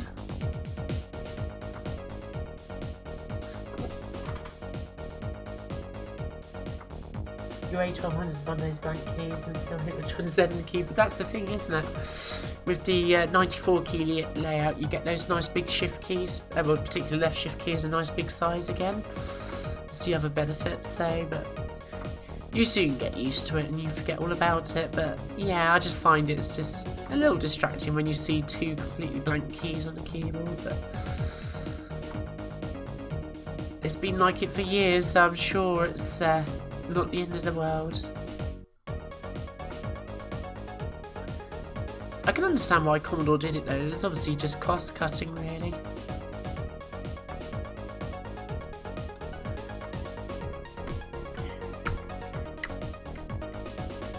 Yeah, that's looking better. From there to there. Yeah, these aren't quite keyframes because there's quite a big jump still from there to there. But that's okay.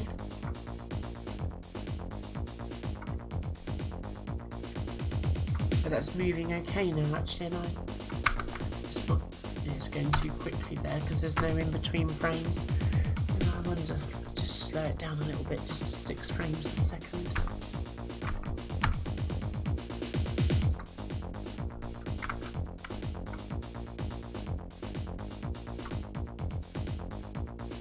Yeah, that's working for me, I think. Yeah. Slow progress animating, isn't it, folks? But the end results are worth it, so...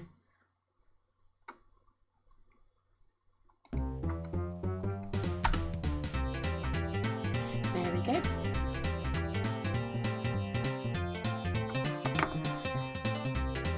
Where are we now?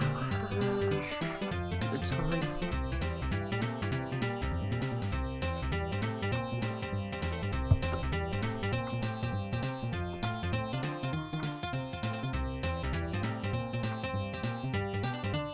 So it's 7:30, so it's not too bad.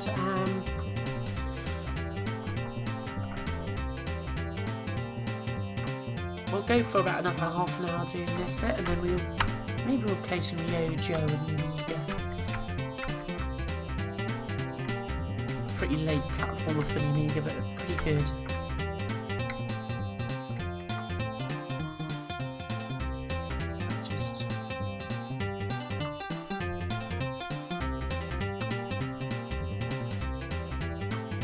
I'm going to refine these lines at some point probably, but that's okay. Okay, so let's copy. Actually, let's just do an insert frame here, I think. Insert. Copy this.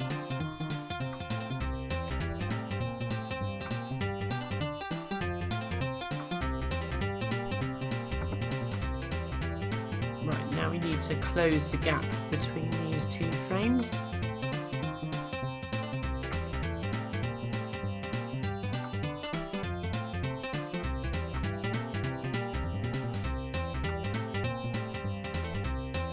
There we go.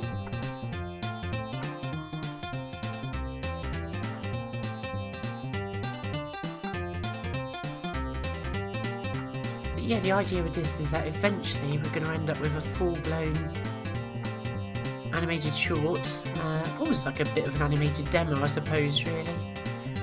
But it's going to take me many more months yet, so...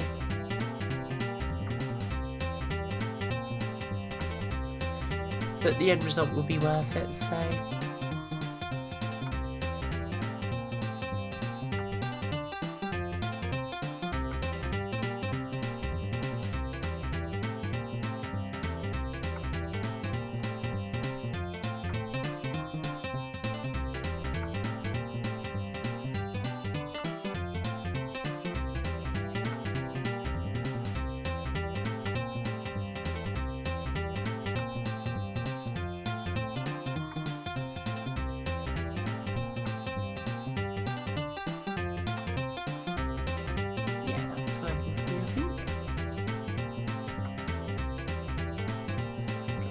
Because that's the hand I'm going to use.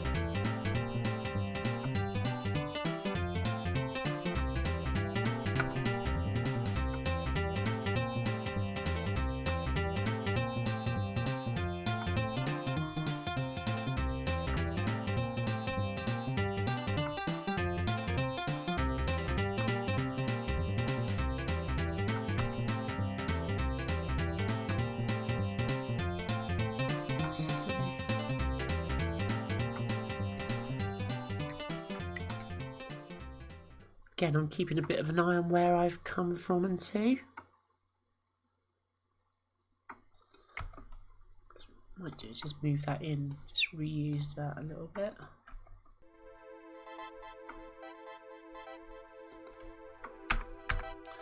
That's good.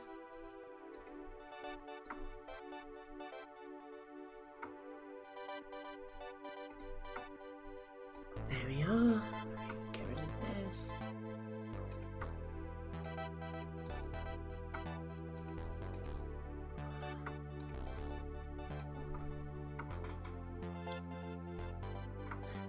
And the new pastel logo, it's just like an alternative version of the logo, Doug. It's not necessarily replacing the old one. It's just like what I'm using at the moment, really. I'm just going through a bit of a phase of doing 80s styled sort of video thumbnails and stuff, and I just end up recolouring the logo just to...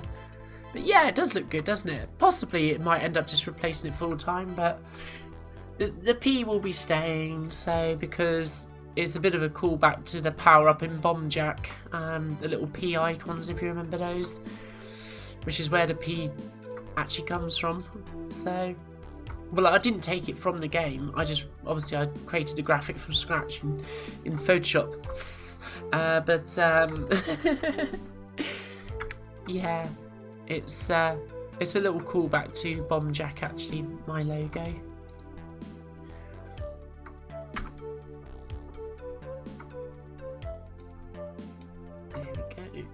Got a little bit of an uneven stepping there, which I don't like. Not in that position anyway. But yes, those colours are really nice, aren't they? Sort of like little apricot or peachy colours with the mint green. So nice colours. So yeah. So yeah, you'll be seeing the old one and the new one at the same time, I'm guessing. But yeah, those colours are working out quite nicely for me at the minute. So right, this hand will need slight redrawing. Let's get rid of that, like so.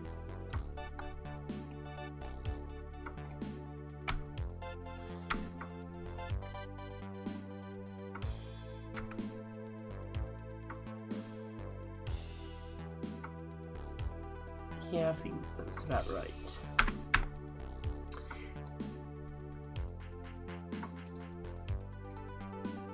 Actually, that's going to need to come down a little bit sooner. Not much, but just a little bit sooner, just because you've got the... I think that's right. Let's get this thumb.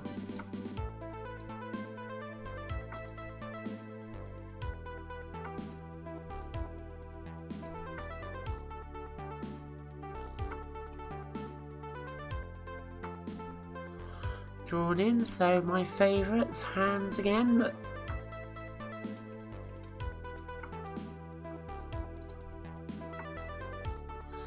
it's just that little pixels there's not going to work, is it? It's going to need to...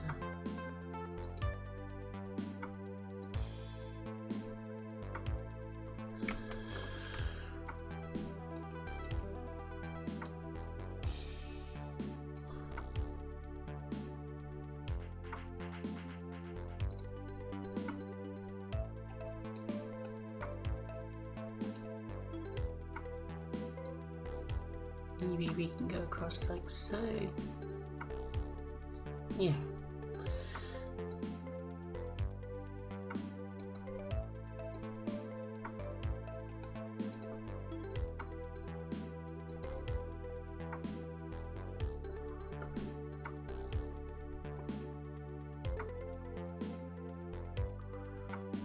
Might be okay. Might be okay. Let's just see. Yeah. You did your logo in TV Paint. Oh, that's pretty cool. Yeah, I don't really have any Amiga that would run TV Paint. I mean, obviously emulation would do it, but back in the day I used to use TV Paint on my Amiga 1200 that was in a tower, which is an RTG card, but it's not really possible for me these days. I don't think TV Paint's going to like my Amiga 600 very much. There we go, that's looking good. Right, I'm just going to adjust this a little bit here.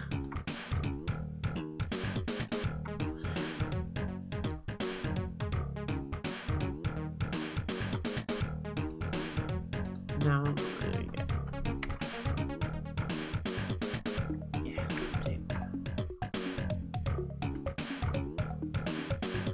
all good.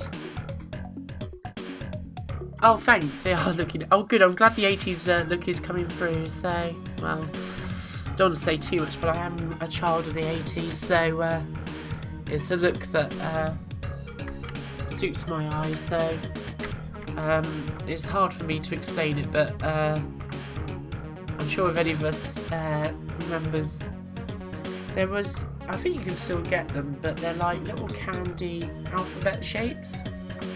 They've got like a very pastel tone. You get like pale lilac and yellow and pinky coloured alphabet letters. And I just remember this particular sweet shop in Milton Keynes in the shopping centre there. That this is back in the 80s, obviously, and they sold these particular letters. But the whole decor of this place was very bright white, and all those shapes were decorated around the walls and stuff. You know, those swirly lines and just. Yeah, it's just, yeah, and that's, I suppose, my little callback towards that, I guess. Yeah, this is looking pretty good. So we need really I think it's going to go in there, because there's still quite a jump there. So that's where our 6th frame is going to go, so let's delete it there, and we'll save a moment.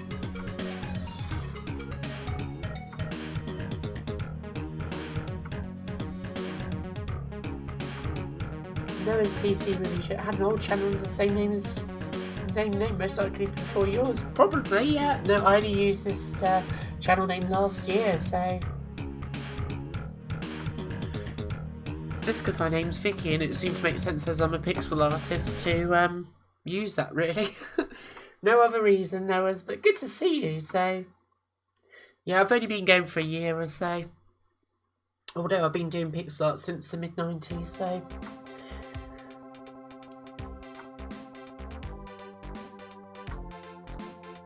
Yeah, exactly. It doesn't have a particularly Amiga-like interface, does it, TV Paint? So, yeah.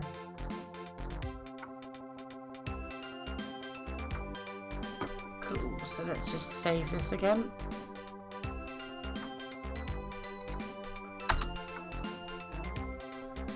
As I chose the name Noah's before I actually did a Google on it.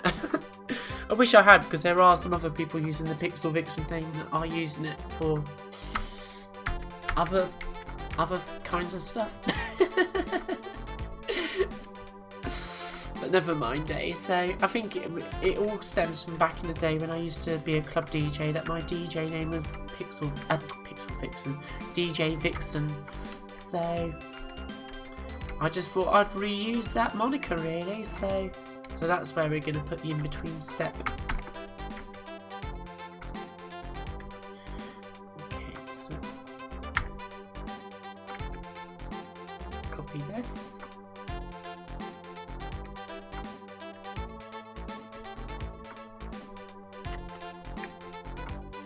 Hand's going to go down a little bit.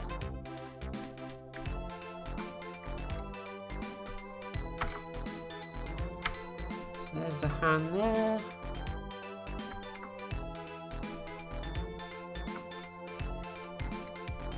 Let's go with somewhere here.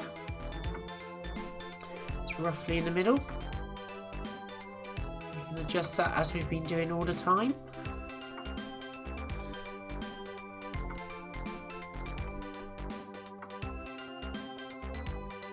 You don't use Amiga Vision with your shoes, Doug, but that's you need to be using it with your shoes, you know. Get your big size 9s on.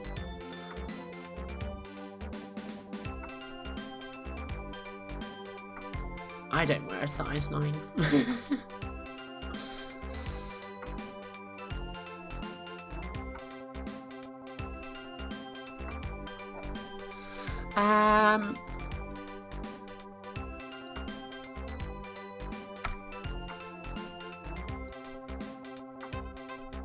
I'm a size 6.5 if I can get it, but that's not very often these days, so I have to resort to 7s mostly, so...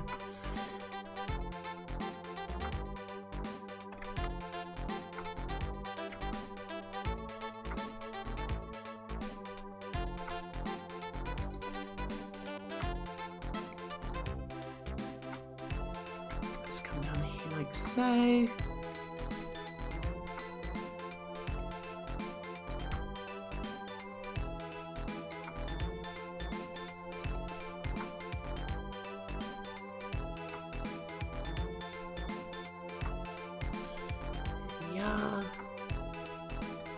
So did many of you tune into Amiga Bill stream on Thursday? I didn't manage to join because I was out with friends, so it wouldn't have really been... Well, when I say out, I was with friends, but at a friend's house. I wasn't out. But was it good? How it looked amazing what I saw of that new game. Is it Metro Siege? I forget the guy's surname, Michael somebody, isn't it? But the pixel art is incredible work, isn't it? It's beautiful, isn't it?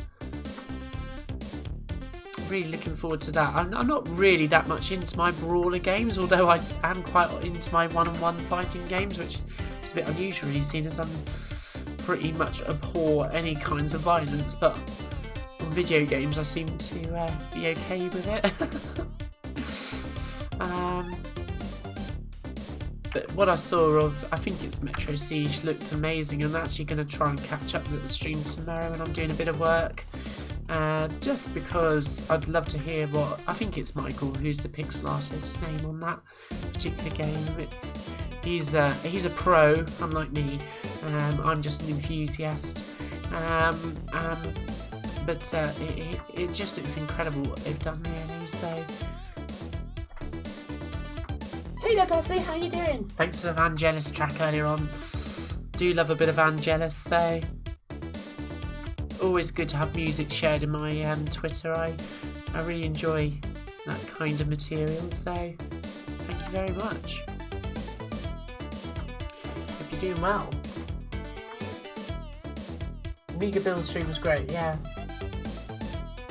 It is crazy, isn't it? But I think there's a bit of a renaissance across many platforms, isn't there? You know, like the amount of games that are coming out for the C64, the VIC-20. I mean, obviously those are the platforms that I more closely follow, but Mega Drive as well, or Genesis as it is in the States. You know, there's a lot of love for the systems that we all either grew up with or started our businesses on, and all this kind of stuff. I think, you know, it's really wonderful, isn't it? We live in very precious and wonderful times. There's also a new PC Engine game that I really dearly want to get a hold of. So I must, after I watched GameSack the other week, it's just been reminded I need to look that up and download it because it looked really good. But yeah, we live in a golden age now, I think, in that regard, don't we? We've got new stuff, new peripherals, new hardware, people servicing stuff. It's fantastic. So yeah, it did look really awesome. So I can only really congratulate the guys. And I know that obviously some of the peeps who are very much part of the PV fam, Try to Wave Zod, for example, he was eagerly sharing me bits and pieces on Twitter and stuff about it all as well. So yeah, it's really cool that you guys get in touch with me outside of the stream. So never thought I'd be a Twitter person, but but obviously there again, I only use Twitter for all of this retro video gaming and computing stuff. Mind you, I never really used social media much before anyway, so you're not going to find me telling you about my pizza or something like that. So, well, not very often anyway.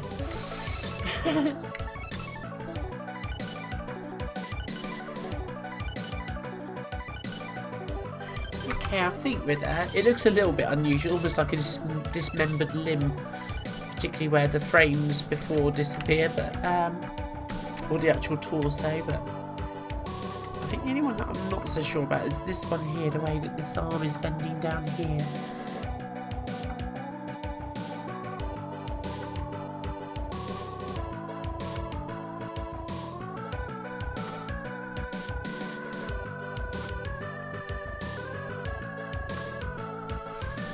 Be a bit better, mightn't it? So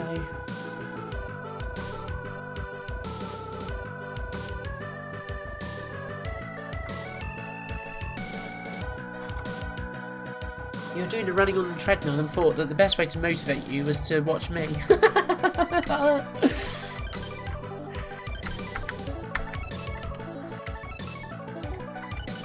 Well, that's all good, Dazzling, it's all good. So I used to go running a lot myself, but unfortunately I have quite bad knees now, and I'm not so sure about that frame as well. Just the way that arm goes up there is...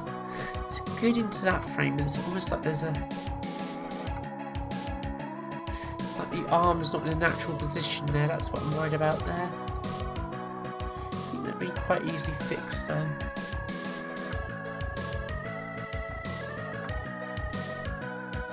I hope.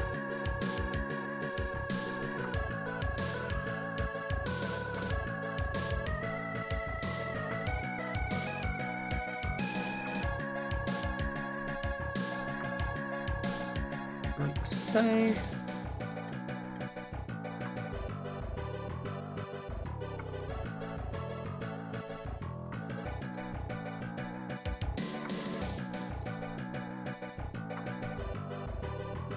But yeah, animation's just really all about that observation, really, isn't it? More than anything, just look at what everything's doing.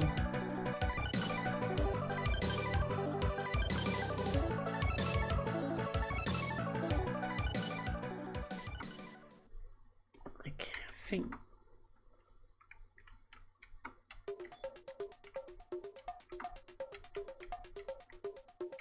Yeah, I think that's okay, and then we'll reanimate.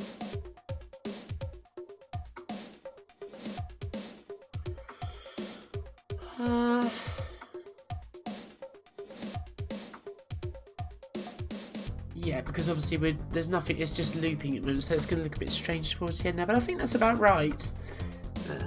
Yeah. Forcing yourself to lose weight. Well, good for you, Dasley. So I can attest that running is a great way to keep yourself in shape, and I would gladly continue my running these days. My knees weren't so bad, but these days I go cycling instead, so...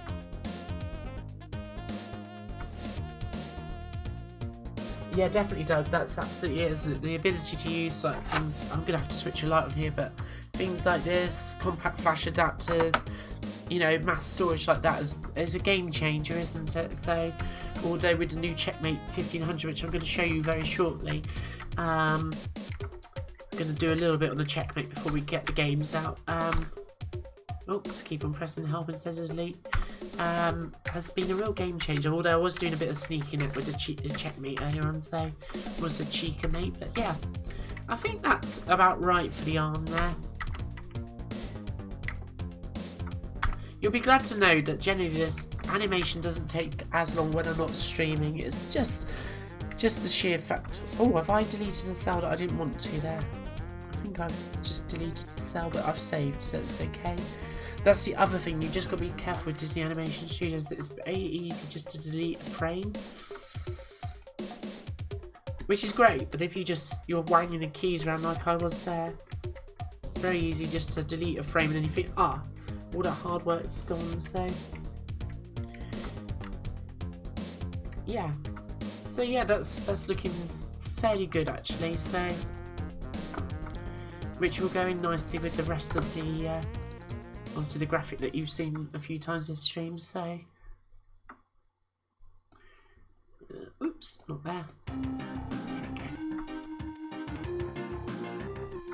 The classes are going really well, Dasley. Yeah, so yeah, it's hard going, the TEFL course, the Teaching English as a Foreign Language course, because it's all the grammar and stuff like that, which is really hardcore. But I did do A-level English language when I was at college, albeit it was 20 years ago. I did, or at least started studying that. So, but I did get a B when I passed that. So it's not entirely alien to me, but it's not straightforward. It's not kind of those things where you just get onto multiple choice questions and just get a certificate at the end of it without any effort. I'm actually having to work quite hard at it, but it's good. And I'm managing to put in anywhere between about half an hour to an hour of Japanese practice about 5 days a week now, so that's good. It's only with myself and a book, and you know, so I do need to get myself signed up to some conversation classes or one-to-one tuition at some point, but it's going well. Thanks, Dazzy. Yeah, thanks for asking. So I mean, I cycle about 40 miles a week, so I consider that I'm okay with not having to go running, but yeah, good for you, Dasley. Keep it up. I'm sure you're going to smash it, so, and enjoy it,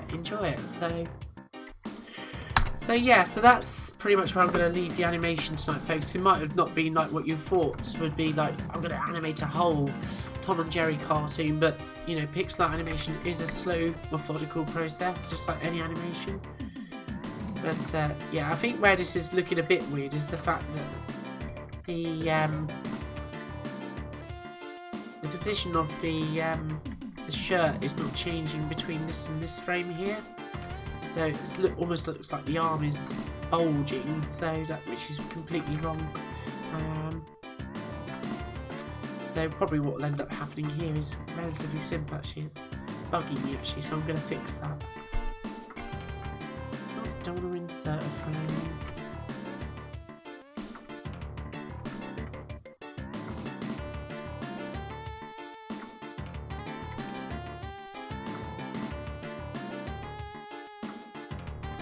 Yeah, what's going on here?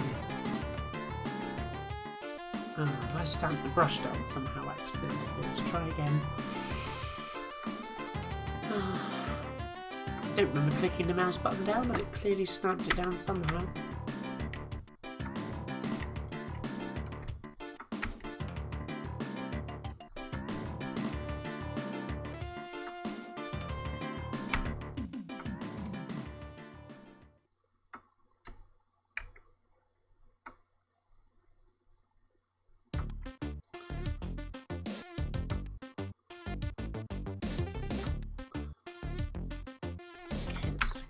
Better there.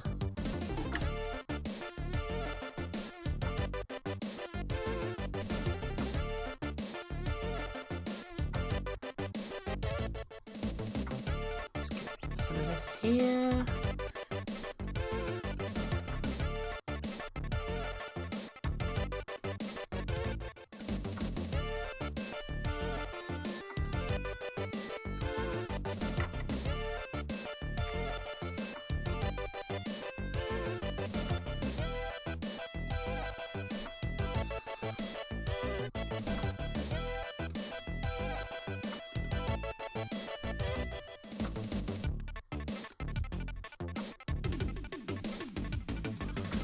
So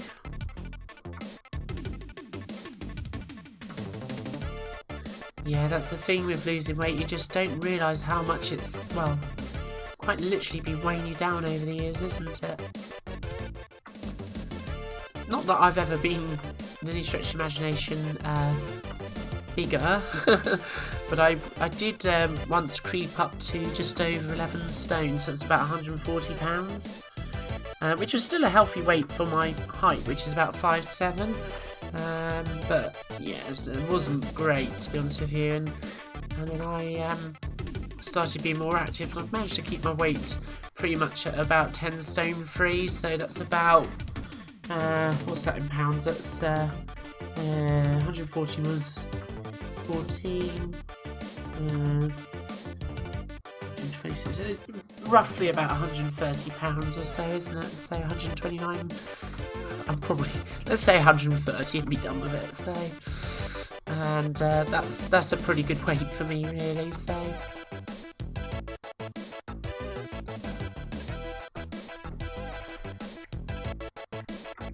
Ooh, yeah, that needs to bow out a bit more there.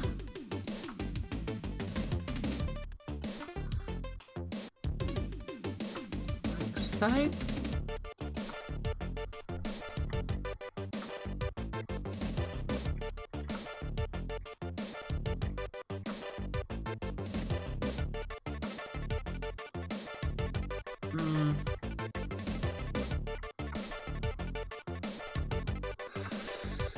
Yeah, I've often been that upper arm is just even on the piece of pics that I have done, I've been wondering about whether that's actually right there. Which might mean that I'm going to have to recolour stuff, but oh well. It's been bugging me for a while that it's not quite right, so.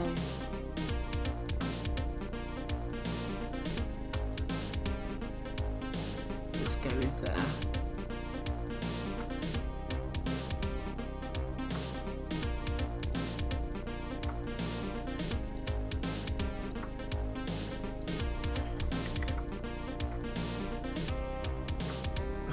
I would stop inserting random things.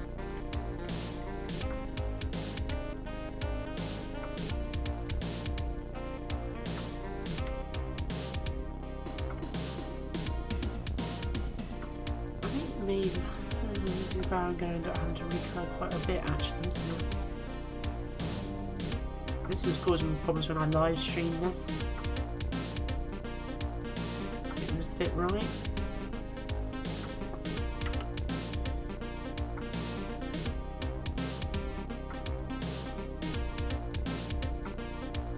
Let's leave it there, because otherwise I'm going to fiddle too much of it and I'll regret hastily changing stuff. So obviously all of these outlines are going to need a certain amount of refinement and so forth, where you've got this uneven stepping and so forth, like there. It's always going to be a little bit difficult to avoid with animation, unless you spend years and years and years on it, but we can get it looking a bit smoother. Yeah.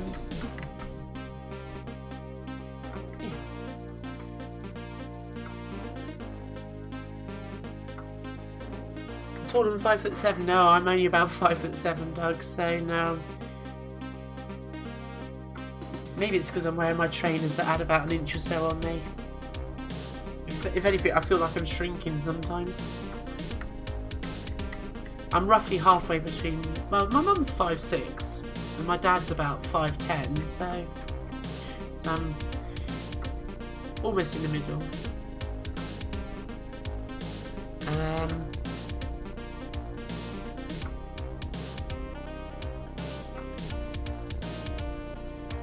Whereas my brothers are like 6 foot something, so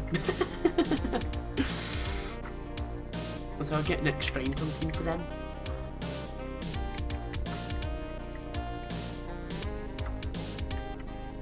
It's a bit better, but it's going to need a little bit of refinement here and there, but it's always going to look a bit weird because obviously the torso is missing, and it's going to be hard for me to drop that in because unfortunately the pencil test tool in Disney Animation Studio only has this sort of like a square brush, and it's going to stamp down sort of bits that I don't actually want in the frame. So what I can do, just to quickly illustrate this looking a bit smoother,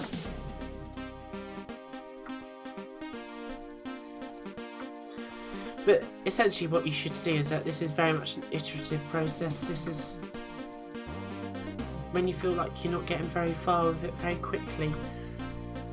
It is just genuinely slow progress doing sort of larger scale animations like this as pixel art. It's just the way it is. And that's why you should give yourself the time and the space to just enjoy it. So, let's see.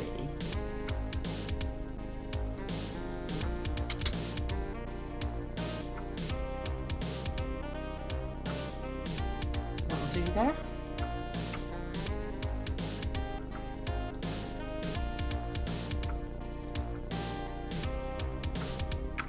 Get rid of this stray pixel here.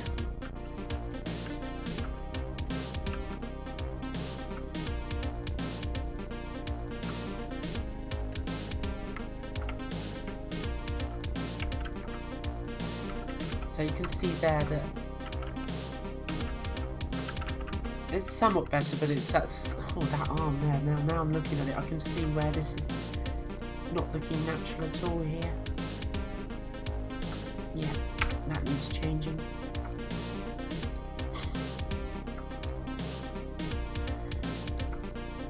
The good thing is that once you've drawn sort of like these kinds of animations, that you can actually find yourself reusing bits and pieces of them for different characters.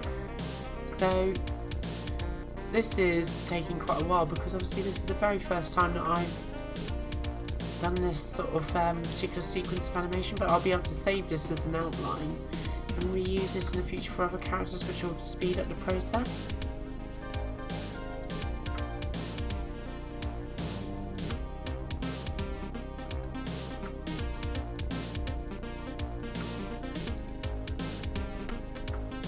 It's probably going to still need to come over a bit more, isn't it? So.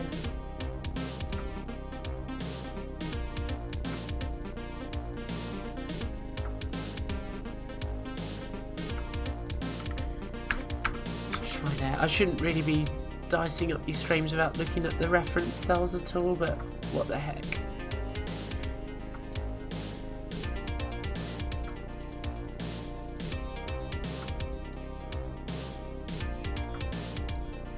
I'm going to get a light switched on here shortly, folks. We're going to get the checkmate pulled out and we'll just show you where we're at with that just briefly. So, and then we'll play some games.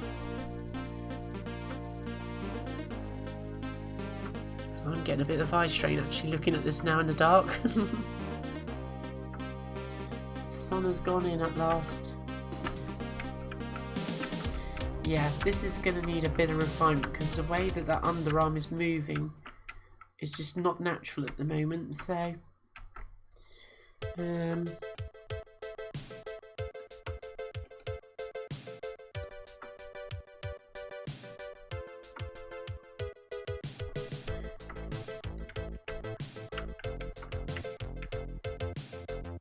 obviously there's this perspective shift as well that you just have to bear in mind a little bit, but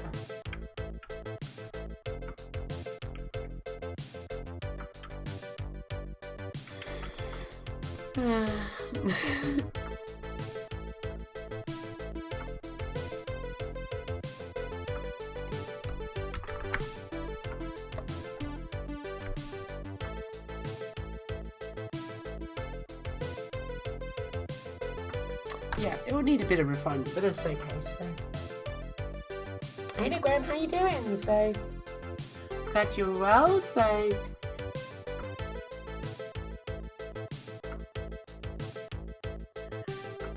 yep, we're just doing a little bit of animation at the moment. So we've got a little bit of progress here. So, and eventually that will drop on top of, or be part of the animated character here. So, which will be nice. So. Lama-chan there, so I'm going to flick a light on because it's getting dark, so...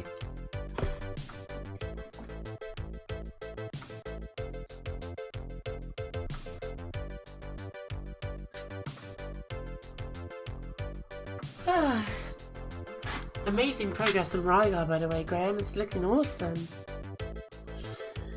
And you must be so proud of it all, so...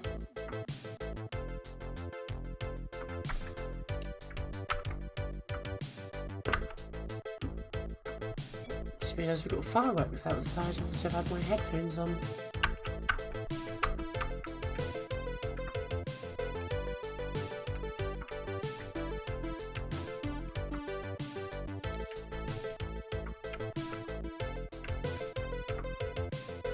Yeah, there's a bit of a weirdness going on there, isn't there, as well? Although there is a perspective shift just to bear in mind, so... yeah. Those last 3 frames need the most work compared to the others, but that's okay, I can sort that out, so I'm just going to take another little quick comfort break, guys. Don't go anywhere, I'm going to be showing off the Checkmate 1500 Plus next, so see you shortly. Let's just come out of that. Oh, actually, shall I save it? Yeah, why not, so...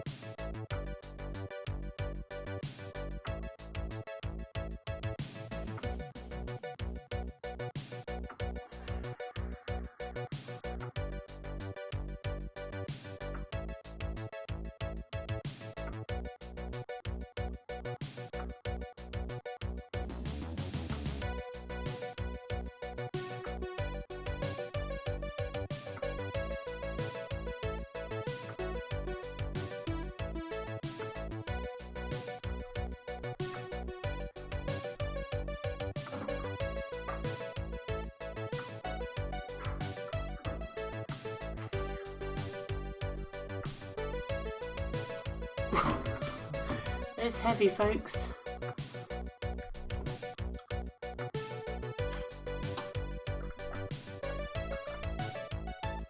Let's just go full screen here a minute.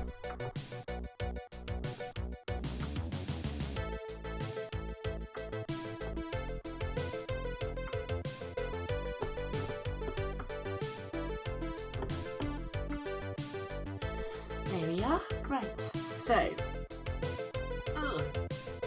it's heavy, but it's pretty much all buttoned up now. Let's turn it around to its more interesting side of things. There we go. Right, 1, 2, 3. So it's now all fully assembled, buttoned up properly, and Yeah, so basically the problems with the ACA, it's early days to be able to really definitively say what's the cause of the problems that I had with my ACA 500 plus, but it appears that there are more than one version of the ACA 500 plus. So as has been well reported, Steve Jones had literally no issues at all with his, but myself and maybe a couple of others have had problems with their ACA 500 pluses. So Steve very kindly sent me his ACA to try out because a replacement Zorro board didn't do the trick. Anyway, so basically it arrived this morning and I thought, well, it's worth a shot, and I put it in and it's worked flawlessly. True to Steve's words, his ACA 500 plus, not a problem at all. And essentially what it is that, and obviously I'm not going to open this up this evening, I'm going to do a proper stream all about this very soon, folks, but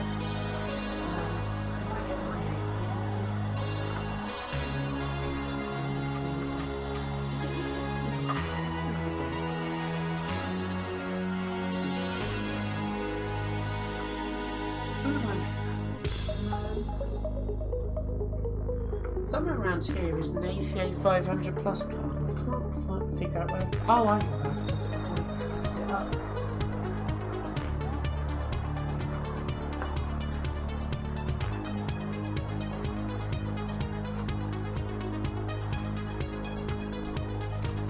This is what happens when you're efficient, isn't it? So,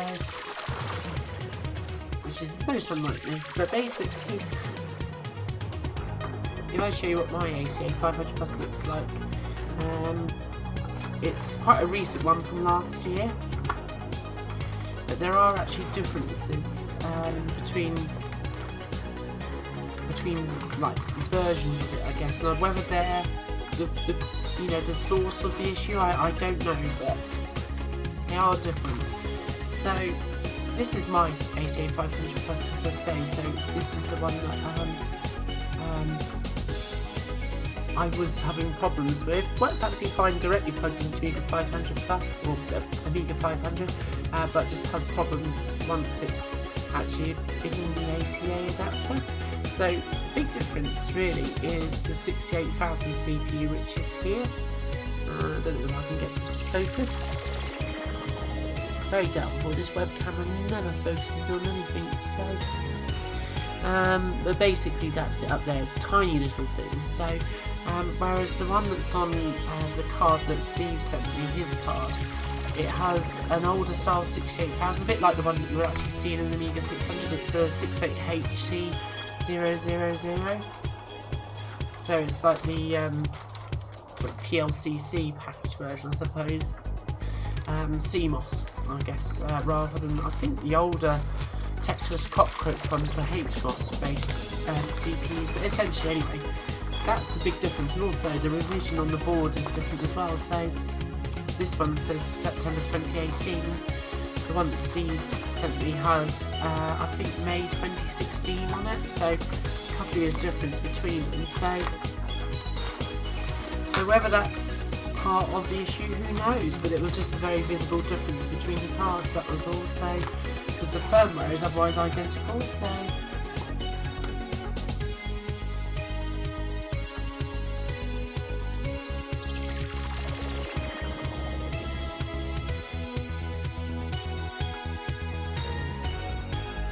oh sorry, I'm not actually listening to the music. Let me turn it down a bit more.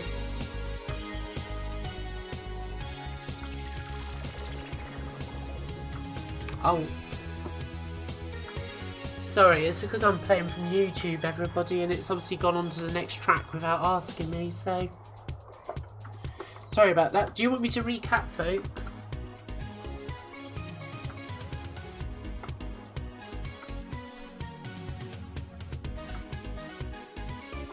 Yeah, I was playing some Amiga mods from YouTube. I was hoping to play them directly from the 600, but it didn't manage to do it all in time. But do you let me know if you want me to recap what I was saying? I didn't mean to make your ears bleed, guys. So nice to see you again, anyway. So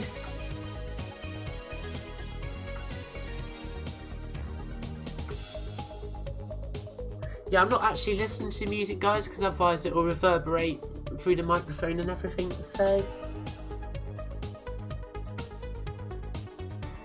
Oh good, you can hear me now. Sorry, I didn't realise the music had changed. I was just yabbering on as I do, so... It's distracting. Oh yes, no, I bet so. I've literally no idea what's playing now, guys. If it's annoying music, I'll change it. So, yeah. Okay, so now that your eardrums are hopefully recovering, basically Steve's ACA, no problems whatsoever. It works first time, works really well. So I thought I'd just show you sort of where I've got to with setting this up. But otherwise, it's beginning to look really good now, this system, so very happy with it. Obviously, what the solution is going forwards, whether I need to source. I mean, obviously Steve has said that I can basically swap his ACA with my one, but I feel a bit guilty about that, so I'm going to go back to him and say, is he absolutely sure about that? Because I don't, you know, obviously I don't want to leave him with a system that's flaky, so I'm going to double check that, but he has very kindly offered to do a swap, so, but yeah, hopefully there'll be a solution for those with the more modern cards. So let's get this plugged in. Obviously I'm not going to be able to really show you it all sort of set up on the desk because I've tidied up a bit around here, focused on the other weekend, so I'm just going to put this underneath the desk. It does mean for a little while the Amiga 600 output is going to disappear, so let's do that, because obviously it's all real hardware here.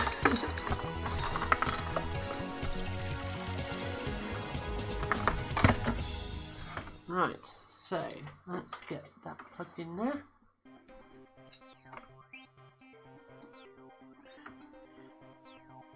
But yes, the difference has been incredible. You know, from going from a system that just, well, would barely start to basically working every time. It's most strange indeed, but there you have it. Yeah.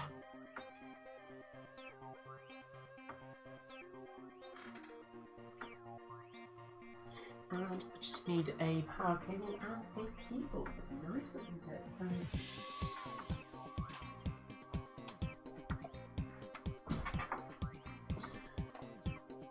Let's just uncoil this a little.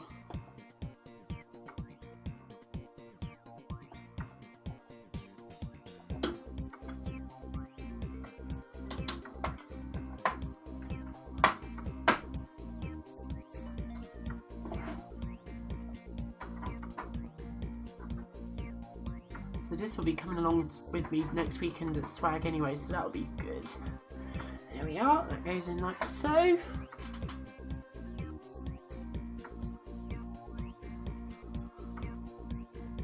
Steven's got more Amigas than you, Dave. Well, that wouldn't surprise me. I have no idea how many he has, but what I have here is enough for me anyway, so...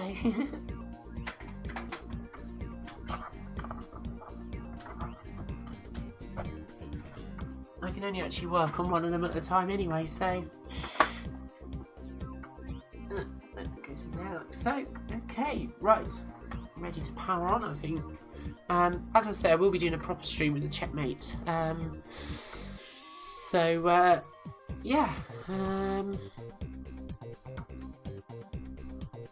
Let's get rid of that.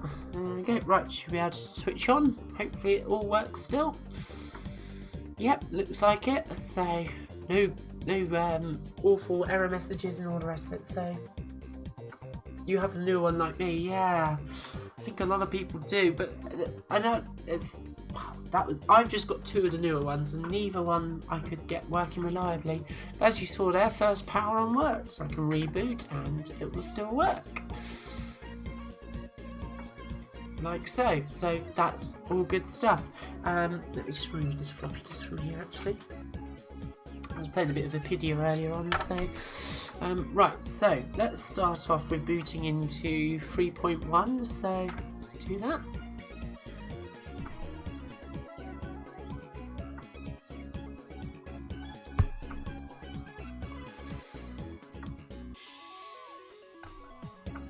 There we go. So very vanilla looking at the moment because obviously I'm still in the process of setting this up, but eventually I'll get this all working. But I just want to show you how this is all working, because I've actually partitioned my 4GB compact flash card with 1.3 as well as 3.1, because, you know, sometimes it's nice to be able to go back to old blue, as you might call it. But the trick is actually this little boot partition here, which I'll show you in a moment. So I'm just going to go full screen this end because I'm getting quite a bit of lag on my mouse, which makes it a little bit difficult to use. Do it. There we go. Hopefully the music isn't so distracting now, guys. It's probably some awful ravey stuff or something, I don't know. It was just, YouTube obviously flicked onto the next track, so you probably had to listen to a Grammarly advert in between all of that as well. So yeah, so it's a very vanilla 3.1 setup at the moment, but I will eventually sort of, you know, spruce it up a little bit, but I don't want to go too mad. But the boot partition is a little secret to this. So if I, let's open up, just because it's a little bit more straightforward for you to see this. In Nemix rather than ed. Let's do user boot startup sequence. Okay, so basically what I've got, and also I'll open up HD Toolbox here.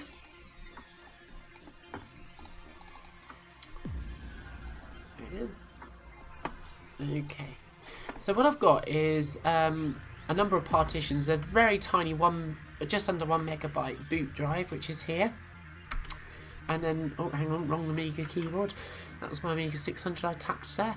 Then I've got like a 200 meg DH0. Now that's my 1.3 boot partition. I've got DH1, which is my 3.1 boot partition, a little bit bigger. And then I've got a work partition, and then my documents partition, which is the largest of all of them, because that's generally what I'm going to have most of, I guess. So the boot partition is basically what's got a few little nifty bits in it, and if I change this to advanced, you'll see that the boot priorities are staggered. So boot has a boot priority of 5, so that's going to take precedence by default. The 1.3 partition has a boot priority of 1, and then 0 for DH1, which is the 3.1 partition, and basically the other two aren't bootable. But basically that means that, you know, sort of by default, you know, boot's going to be the one that takes preference, as it were. So, and then in here I basically do a very simple test of the exec library version. So version 40 is 3.1, and if it's not, which means Amiga DOS will flag up a warn status. Essentially what I do is I reassign sys to the 1.3 drive, and I also unmount or remove the 3.1 partition, and then I basically change the disk icons over for the work and documents folders.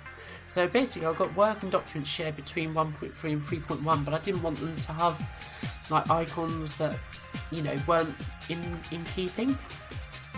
And then I've got an else condition of basically 3.1's found, and it does essentially the same thing, slightly different tactics for unmounting the 1.3 partition, because assign under 3.1 supports like dismount, which properly unmounts the drive. But unfortunately this version of the assign command doesn't work on 1.3. Not entirely surprising, considering that DOS library is incredibly different between 1.3 and, well, even 2.0, because obviously it was virtually rewritten. Something that's going to be coming up in the Amiga DOS video at some point. And then likewise I flip the icons around again, and then I basically assign the standard sort of CSL devs libs fonts and T folders, and then I execute the respective startup sequence, which means when it comes down to it, you end up with a fairly clean, apart from this boot partition being visible, sort of 3.1 startup screen. So likewise, if I change this to 1.3,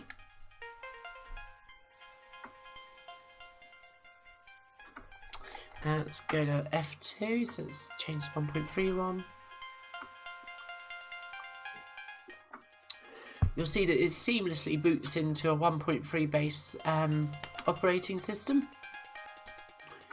so which is really nice. And And then when we get to the Amiga Workbench screen, you can see that these icons for the work and the documents folder have changed. So basically what's happening is I've got 2 copies of the disk.info file.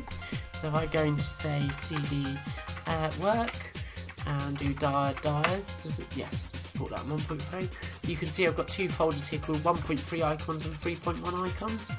And if I go into, say, 1.3 icons and diar, you can see there's a disk.info there. And essentially what happens is on boot, that's copied in.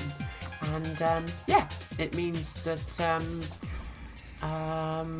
you end up with icons that are fitting, at least for the sorry, not exit, NCLI, which are fitting with the operating system in use. I've got virtually nothing on here. I've literally only installed Tool Manager at the moment, which is not very much, is it?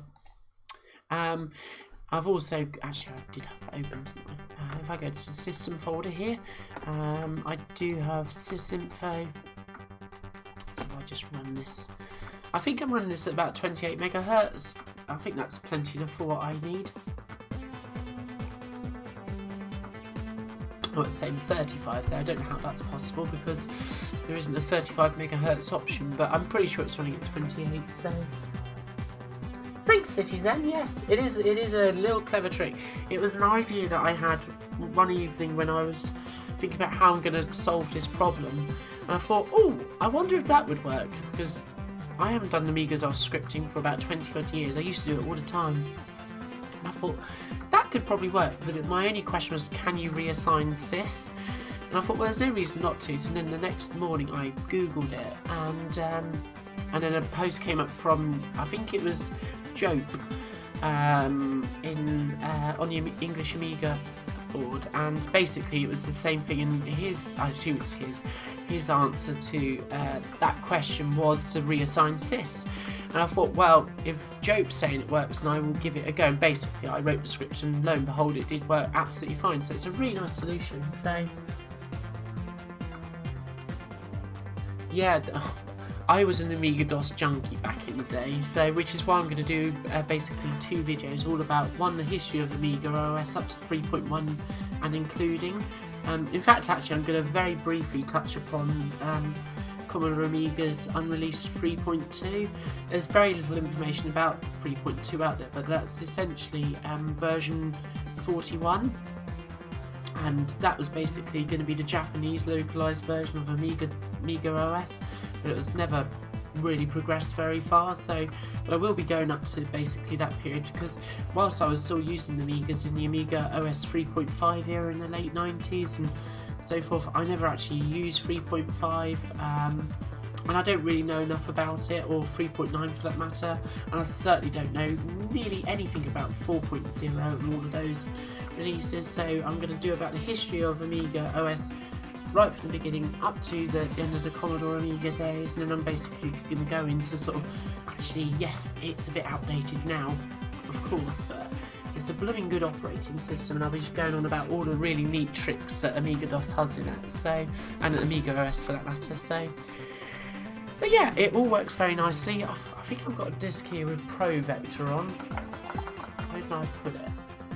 Bear with. I just want to show you how the ACA does speed things up.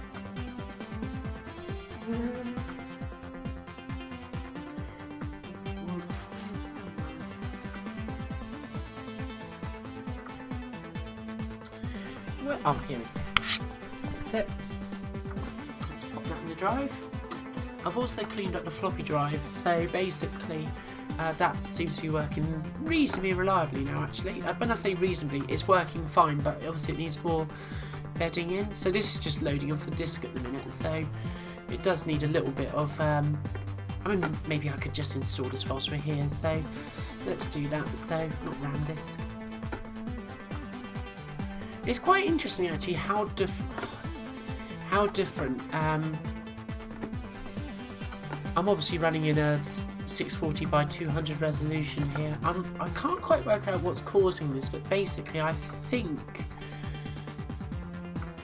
once I've booted into 3.1, it seems to change the system configuration file to just like the standard like NTSC high res resolution, which means that I don't get the full vertical height of the screen. I'm not quite sure what's going on there yet, but I will figure it out.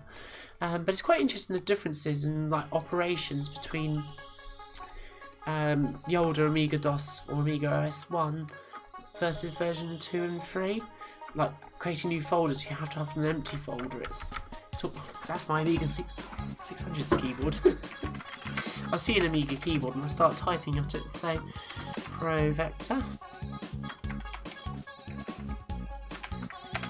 Like so. Actually, I'm going to create a graphics folder as well. So let's just drag empty across again. It's little things like this that you sort of forget. Like I can never remember where things are in the 1.3 menus. I think it's because I'm just used to going over to like the third option along for the icon menu. It's just what you're used to, isn't it? So graphics. Like so, drag that in there. Okay, now let's install Pro Vector. I'm just going to do the shell, just because it's easier, because there's a few bits and pieces which are needed. So let's do CD work graphics Pro Vector. Right, what have I got? Okay, so make PV type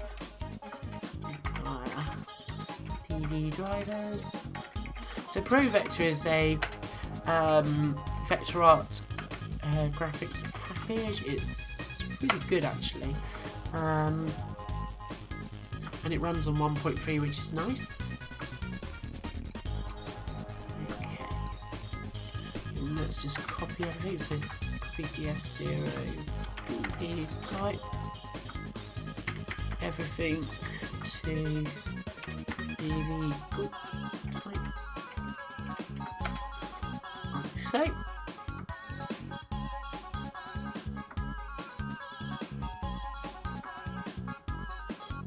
oh, thanks, Doug. Yeah, it's a neat solution. Maybe I'll do a video which describes it properly. So it's good that you also use those newer versions as well, Doug. I remember reading all the reviews and everything, but I had 3.1 and I just kind of stuck with it back in the day. And the only reason I had 3.1 is because I actually upgraded an Amiga 500 Plus to a 3.1 ROM at the very start of 1996. Don't ask me why, I just did. I think there was a special offer in Amiga format with Blittersoft. They had, I don't know, a certain amount of money off of 3.1, and I decided to upgrade the 500 Plus rather than the not drovers, than the 600. And so I had all the discs. I had a full big boxed copy of Amiga OS 3.1, which is really nice actually. But when I got the 1200, obviously it was sort of 3.0 ROM, but 3.1 ran absolutely fine on it. So, and import, isn't it? So copy PV import.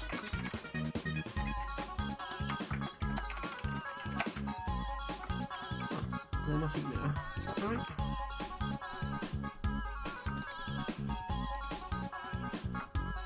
There is stuff in there, so what's gone on there?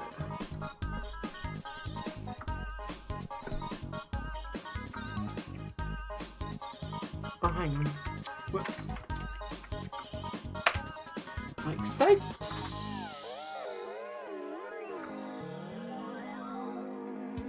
You've lost the stone dancing, that's awesome. So that's no small feat, so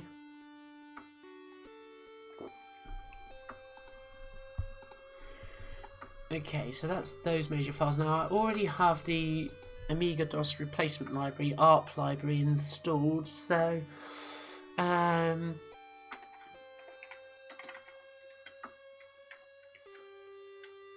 let's just see what else is in DF0 that I might need to copy. This is quite important to do it this way on 1.3, just because you can't do show all files like you can on the newer versions of Amiga OS, so I don't think there's anything fancy pants in the C folder either, so DFOC. Oops.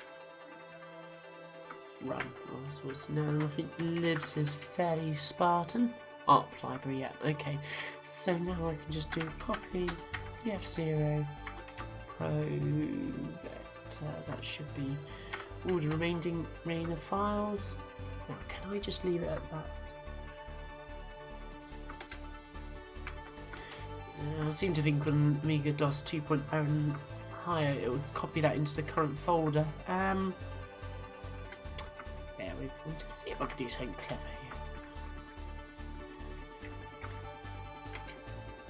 here. Can't. Oh well. I was trying to use redirection just to quote this folder. I'm sure that works on Amiga DOS 2.0, but I might be wrong. So, yeah. Don't really want to do this, so let's just do Control C.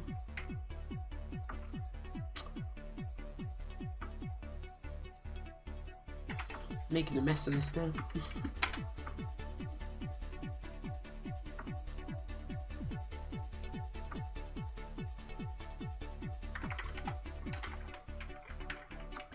Let's see what's going on here. Make sure I haven't obliterated the files.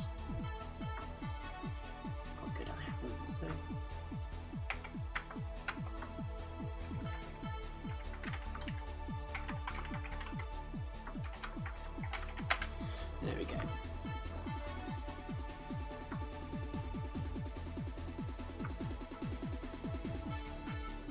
Yeah, Steve has done an amazing job, hasn't he, with these cases, doesn't he? So yeah, I mean, you know, the issues with the ACA are just it's one of those things, aren't they? And not everybody's encountering it. You know, some people are, you know, having no problems at all. So it just seems to be myself and a couple of other people at the very most so far. So yeah.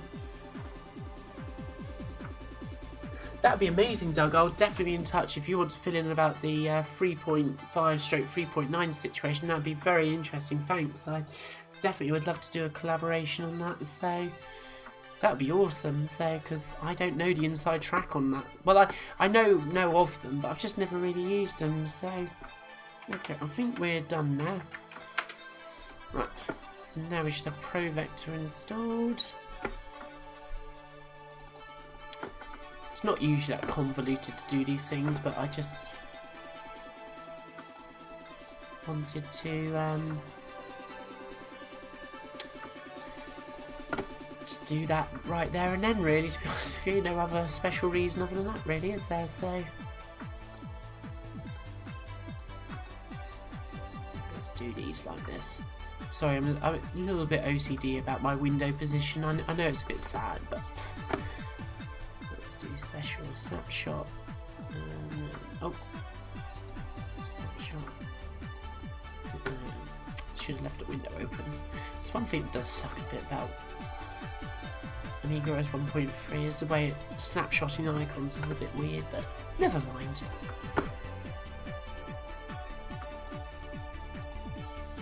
Interesting fact was that Commodore was going to go back to having two back to front and front to back gadgets in later versions of Amiga OS if they managed to develop it any further. They was going to get rid of the zoom gadget because they felt it wasn't actually working. There we go. Oh, still not done it. Why is that?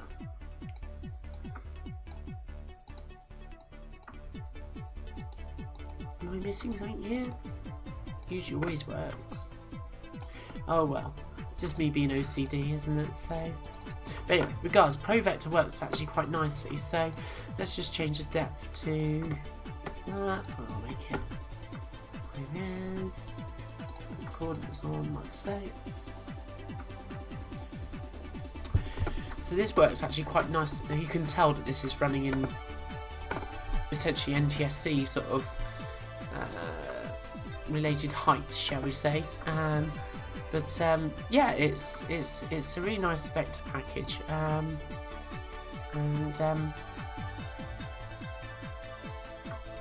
it works really smoothly with the ACA in the system. So one day I will do a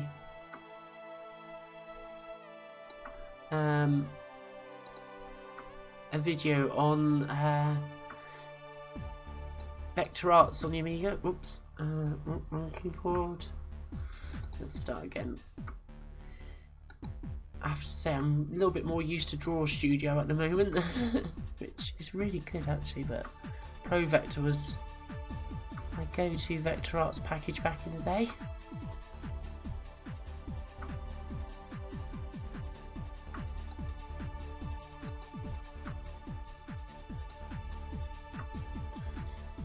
But if I just do a really quick outline of something here. I don't know why I'm taking this too seriously. There we go.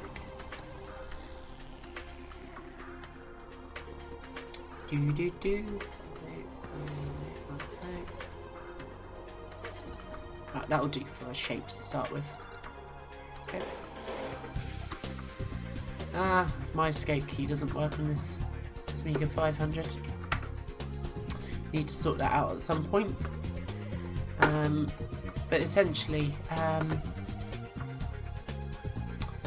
you know, moving everything around, even though I don't have an FPU, all works very smoothly indeed. Oh, no, don't want to do that. Undo.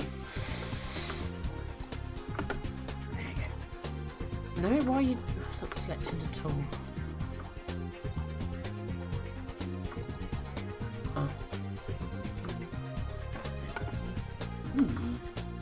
Oh, that's resize, I think, isn't it? Sorry.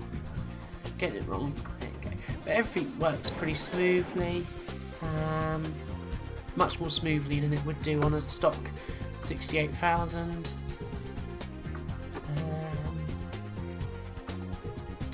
Yeah, I shall have to do some Amiga vector art at some point, so... because I used to do lots of it back in the day, but...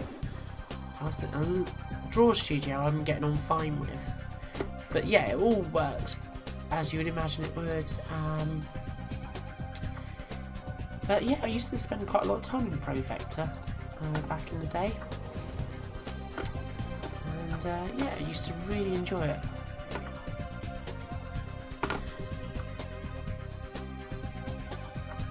Yeah, Professional Draw was the other one. It was Gold Disc, wasn't it? Professional Draw. I always preferred ProVector to Professional Draw for some reason. But yeah. But I guess it's just what. But Draw Studio blows both of them out of the water if you ask me. So,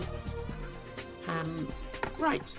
So that's basically where we are with the checkmate. So it all works very nicely. Yeah.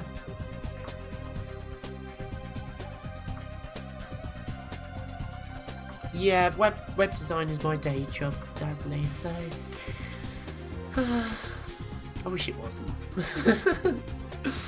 But never mind, so yeah, so that's all working really nicely actually. Really pleased with how this is all beginning to come together as my surrogate Amiga 3000. Yeah, I'm very, very pleased with it. It's going to be a really nice system when it's all sort of properly set up and everything, so yeah, so good times, they're ahead, so I think it's probably time we played some games, isn't it? So I know I'm feeling like I want to play some games. Yeah, there we go, yes, it's all working nicely. So the reason I don't hide, because it's very easy with the shell just to do assign, boot, dismount, like so, and then as long as you do the actual device itself as well, actually it's done it for us, but as long as you do that, it's going to hide that partition. But the problem is then if you want to actually edit the startup sequence, it's a blooming pain in the bum to be able to you know, edit it, because you've dismounted the drive and you need to mount this entry essentially to get that drive back again. Obviously you can do boot with no startup sequence. Ooh! Now, very occasionally with Stephen's card does that happen. Not all the time, but occasionally I do get them still with the ACA. So it's not completely... doesn't want to boot with no startup sequence. Interesting. I must admit, that's the first time I've done it. But largely it works absolutely fine. Let's try one more time, so... We'll boot straight from... Let's try from DF1. Oh, hang on, I don't want to disable it. Sorry, I've just remembered how this works. Use... Interesting how it won't boot with no startup sequence. I wonder what caused that. It must be a reset cycle that doesn't quite work properly. Oh well, maybe that can all go back to them. Yeah, that's what I thought, Dave. It's timing, isn't it?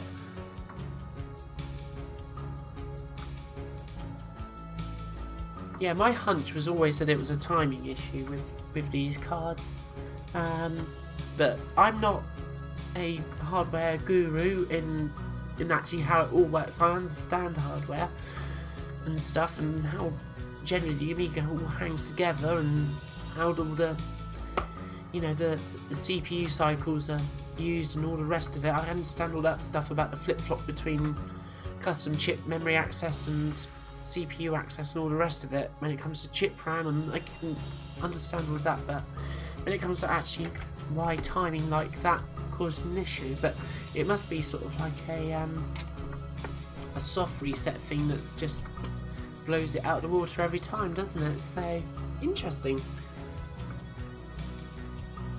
So yeah, but it's just as well I probably don't want to boot with no startup sequence, so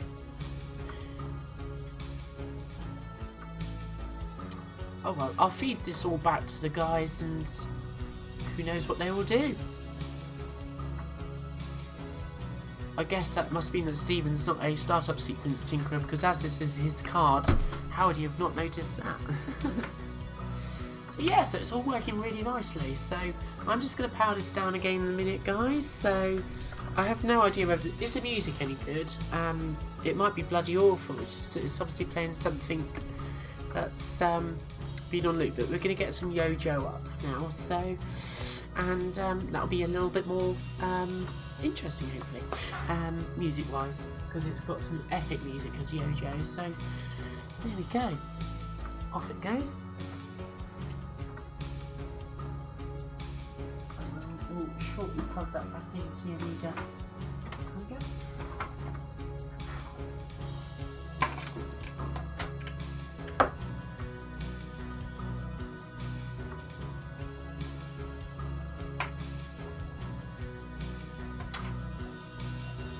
This can go and live back underneath the sofa again just for a little bit.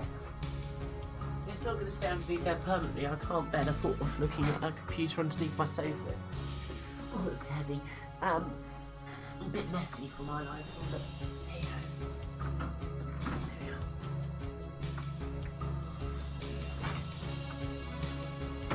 This is the plug here, so it's tidy at the moment.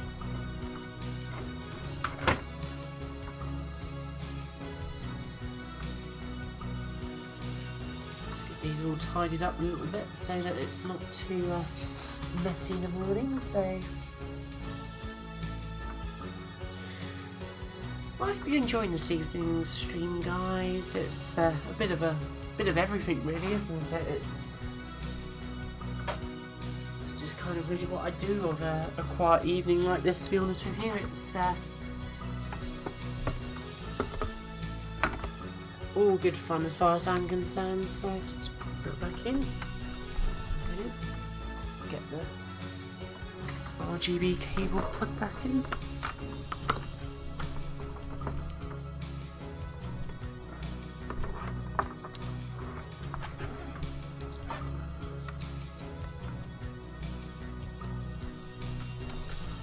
We'll get the audio cables plugged in as well now, so because we'll want to hear Yo-Jo.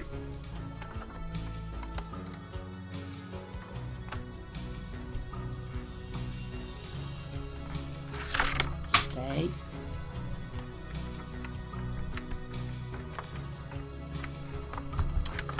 we are. Right, we should have what we do indeed. Amiga 600's back in action. I'm just going to reboot actually, because that will just free up whatever chip RAM is being used. If it's just nothing's running now. Good. Let's move that out of the way. That.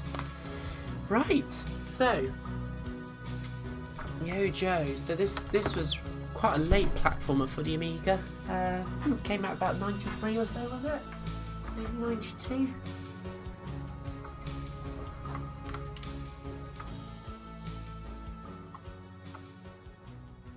Oh, you've just wrote your entire script whilst watching. Ah, good. I'm glad everybody enjoys. Well, you're enjoying the stream, not everybody. You could be everybody if you like, Doug. I'm glad you enjoy the streams. They're not as slick as some people's, but we have fun.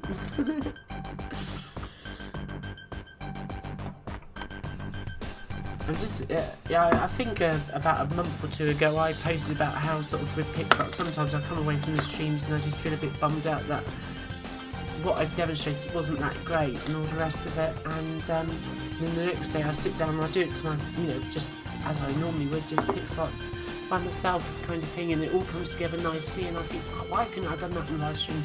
I'm just thinking that the animation stuff I did at the start of the stream is just not that great at the moment, but, oh well, I'm just being honest, but I think it'll all come together once it's all coloured in and I've fixed up those shoulder and arm positions, because they're just a little bit, I don't know, they need a bit of work at the moment, so, but not to worry, we're going to play some Yo-Jo.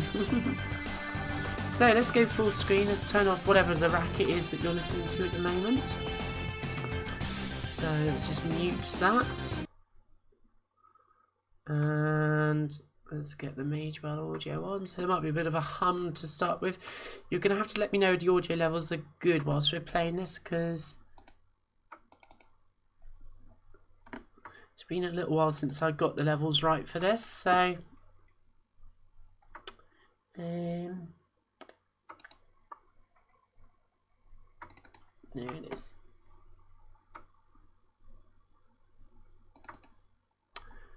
Right.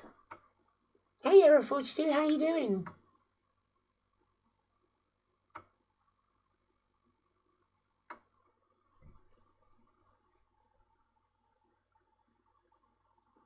Good to see you. I hope you're doing well and that you're enjoying your weekend. So,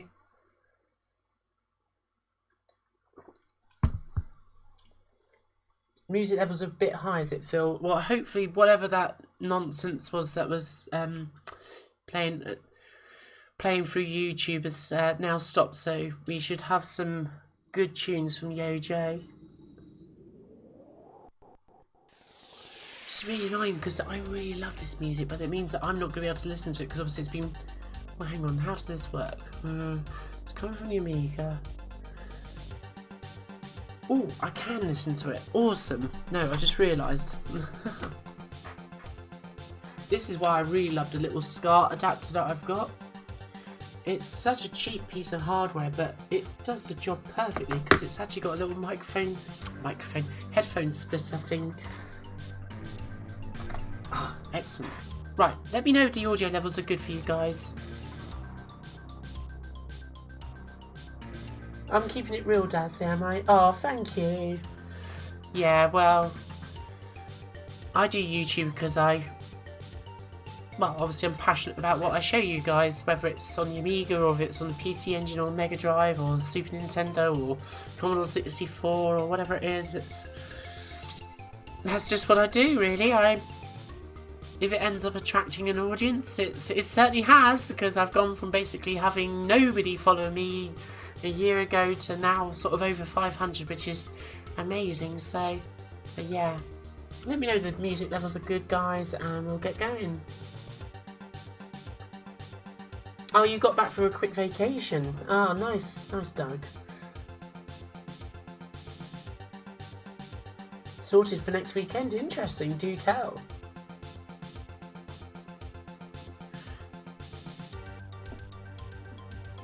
But yeah, this was featured recently in the last month or so on one of my favourite YouTubers, SNES Drunk.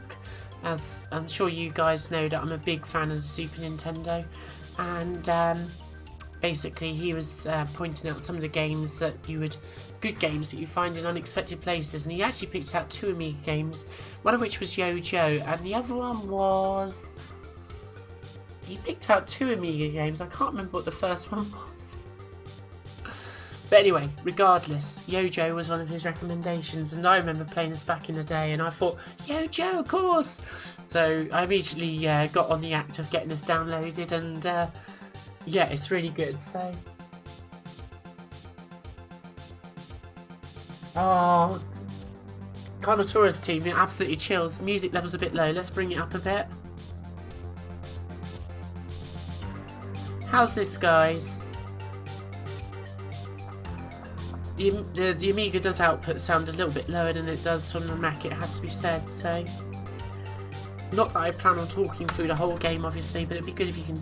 So let me know how it goes, guys. I'm going to flip over to full screen and we're going to get this underway.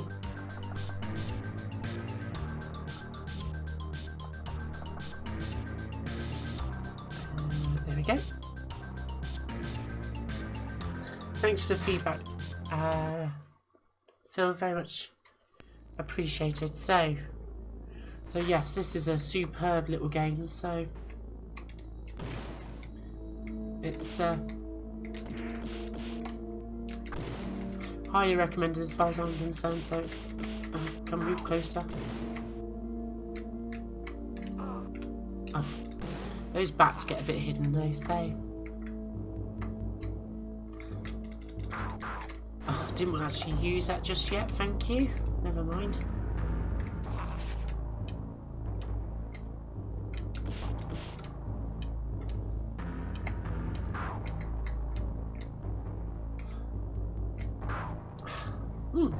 Is my joystick moving properly?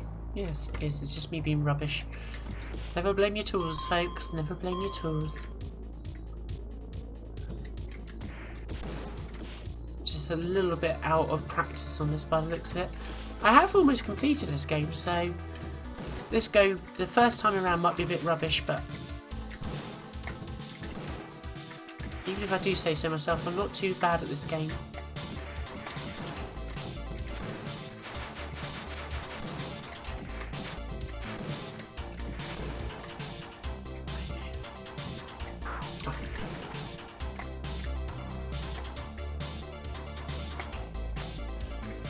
What I really like about this game compared to many Amiga platforms is that they would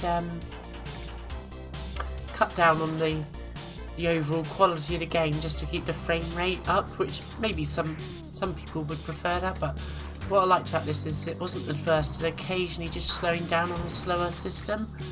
It might seem like a really strange thing, that why would I agree with that, but slowdown wasn't exactly unusual on consoles either, so... And yet they had the visual appeal sort of throughout. You can see when you're collecting those pickups it does it. And I actually don't mind the game slowing down to do that on a stock 68,000 Amiga, because it means that on a faster Amiga it's actually going to keep up. So I know it seems a bit of a strange and perverse thing to actually applaud as slowdown, but I'm just glad that they didn't just go, oh well, we've got to make it work out the box perfect with a 500 or whatever, so... Die! Right, let's get the big heavy tool.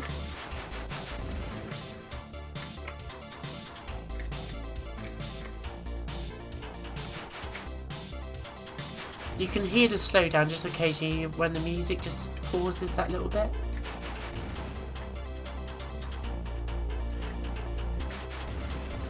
But it means that when you play this on an A1200 it runs perfect, so... Or indeed my accelerated A500, or Checkmate 500 rather.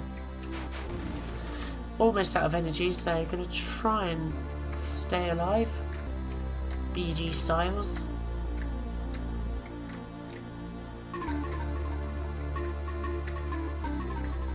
You can't have Amiga mods without panpipes. It's basically the law, isn't it?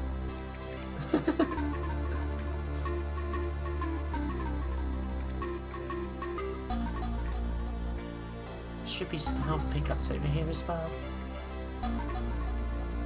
I'm also loving the transparency affected through the...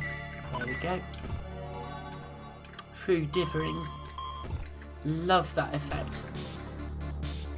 It's one of the things that I really liked on the Mega Drive as well, was that use of differing in things like Castle of Illusion and stuff, so for transparency. So good to see it in an Amiga game. Didn't often see it on Amiga games.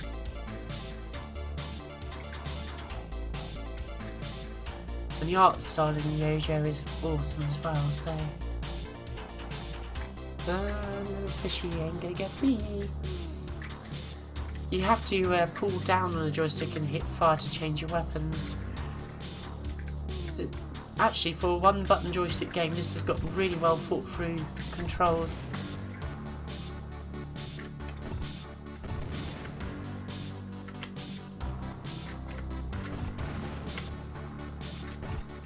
It's also nice that Joe actually moves a little bit quicker than you do as well. The only thing is, that heavy weapon, you have to put it down essentially before you can use it, you know, actually climb up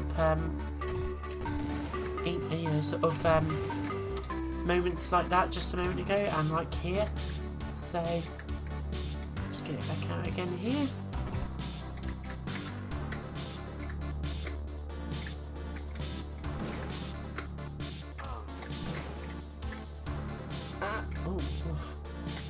Thought I was going to land on those spikes there, so I will catch up to the chat shortly, guys. Sorry. Pause. Night, Dazzy. Thanks for joining us. Hey, Rob. How you doing? So it is good, isn't it, Jan? So hey, Florian. How you doing? You've not seen this game before, Phil? Yeah. Thanks, Phil. It's other Phil Cobley. It's great for you to join us. So, yes, have a great rest of your evening. Okay, you've not seen this game before. It's brilliant. I love it. So, let's get this right. You're out of there. Let's get some of the bonuses here. But yeah, it's a brilliant game, so I'm pretty sure it was quite a late title for the Amiga. I seem to just recollection it was around about 93 or so, because I do remember acquiring a disc with it on not long after I got my 600, and that was 93, so...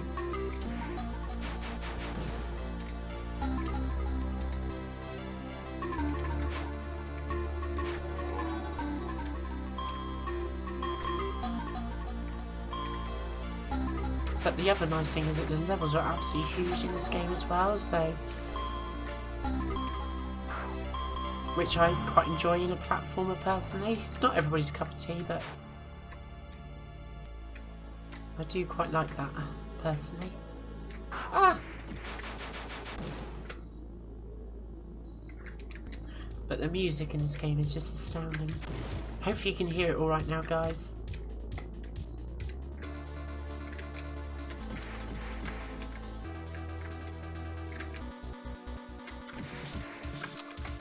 Come on. Okay, switch to...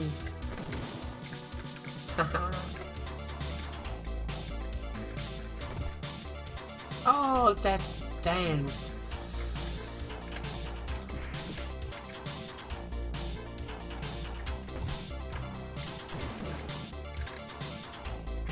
Just jump over the Grim Reaper here a moment. Right, so let's get a couple of these out.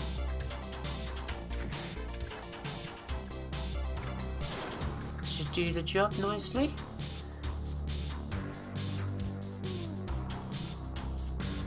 Oh, almost.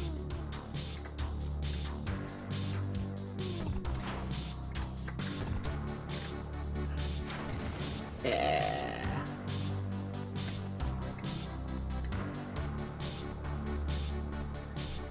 I'm really good, thanks. Hey, Mad Commodore, how you doing? So.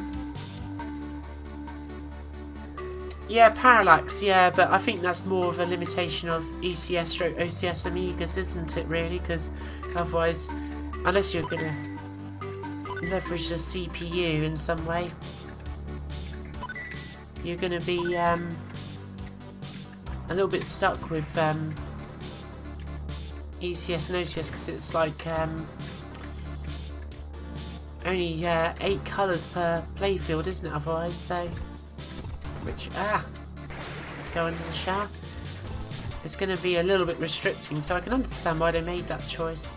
Obviously, not an issue with AGA, but obviously can't get out there yet.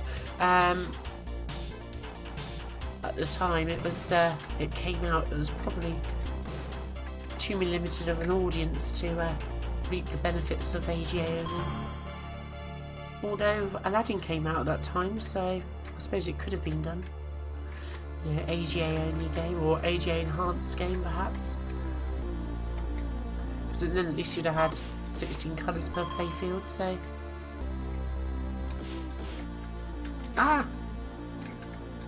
where's my weapon gone? There it is.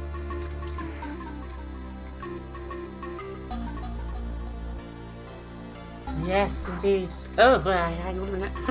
Sorry, reading the chat rather than playing games. Pause. Exploding bats, indeed. So, the Amiga. Qui de many French bought a replacement of Amstrad. Indeed, the Amstrad was très populaire en France, je crois.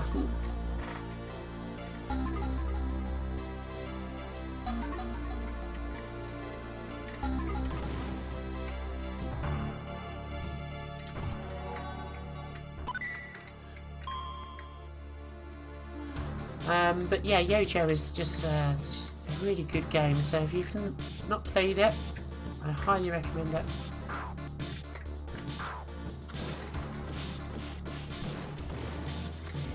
Get rid of you, boot you, and get rid of you. Doing this the hard way with my foot for some reason, but never mind.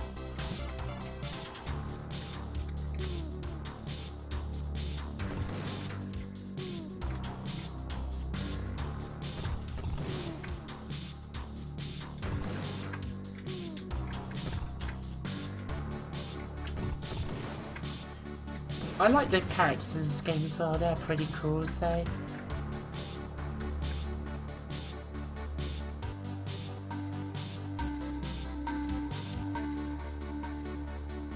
Yeah, Lionheart did it to good effect, didn't it, so...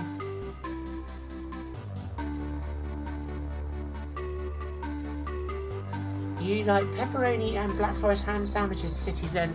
How does that work? Is that like Black Forest Gatto? That sounds dreadful.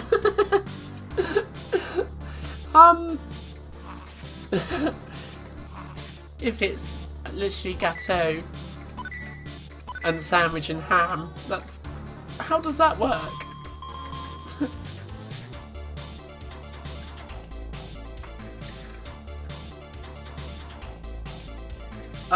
Is he like Baba Hotep? I don't know actually.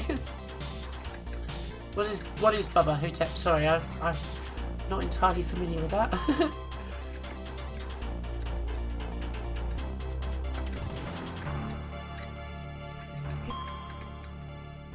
Get the oh, there we go. Let's do that.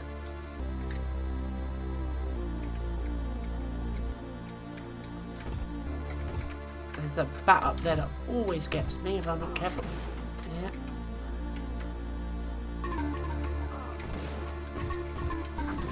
There we go.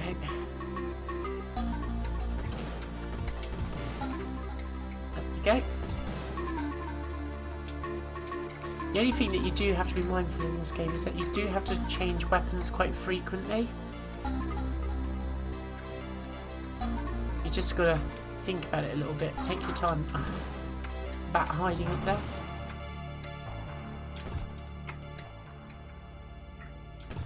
So at least you got some nice copper effects in this game, huh?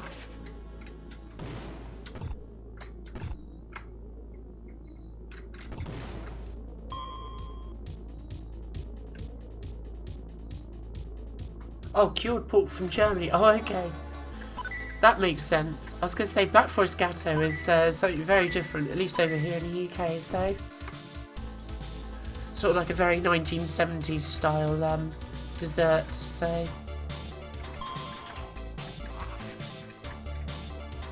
There was a thing over here, sort of in the 70s and the... Well, probably even a bit before the 70s as well. Bernie Inn steakhouse steak, chips, and then Black Forest Gatto afterwards, all washed down with a double diamond.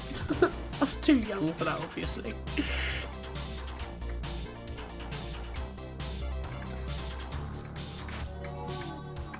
Don't actually need those health power-ups.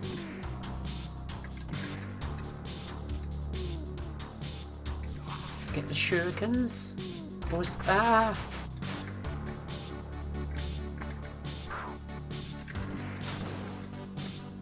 Get these shuriken. Let's get these health power-ups just to give me a little boost.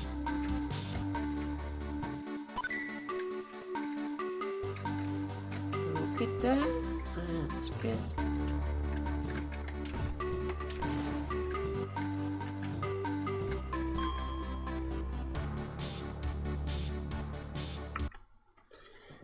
Roberto, did anyone know of you know that event called Amiga Camp is currently taking place in France? That's so cool. I would love to know about whereabouts in France is that happening, Roberto? Do you know? Is it? I'd love to go to that as obviously France isn't far from me, and any chance I get to practice my broken French is a good thing.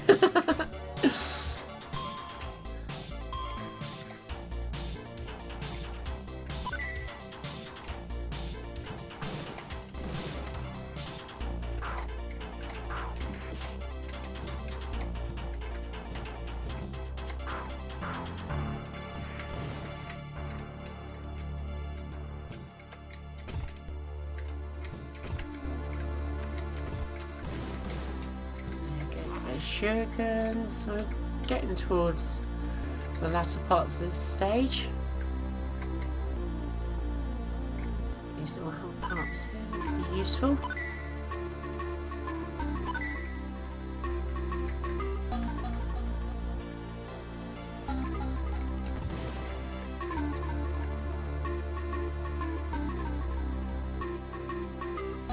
Camping in the field with me is awesome. Harvester restaurants and Wimpy Burger in exchange for putting out the shopping trophy week. That says Mad Commodore.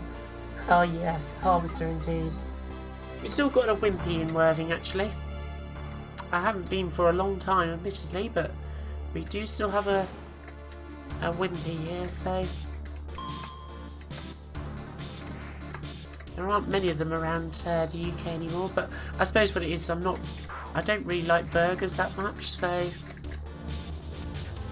I know, sacrilege, but oh well. Oh, think. La Roche-sur-Yon. Ah, okay.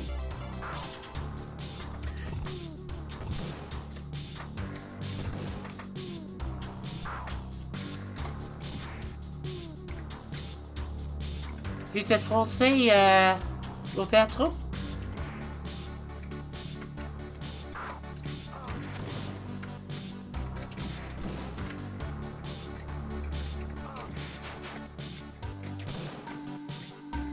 Or should I say, vous venez de France?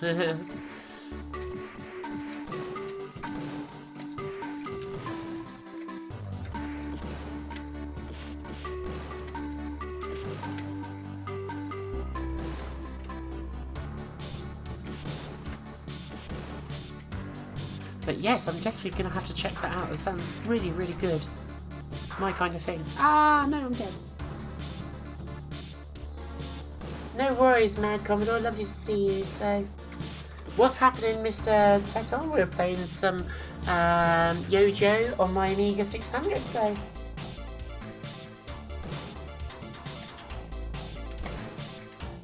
right, we're gonna have to sort out these barrels.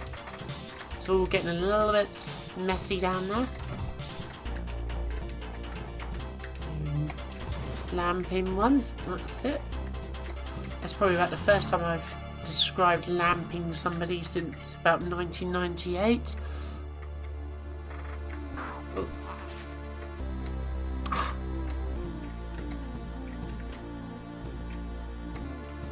Not that I've ever lamped anybody, that's not really my style.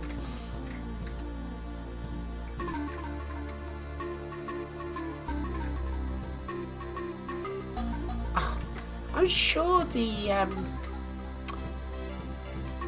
up diagonals are beginning to go in that direction. My zip stick, sadly. I'm definitely pushing in that direction, but it's... There we go, got it.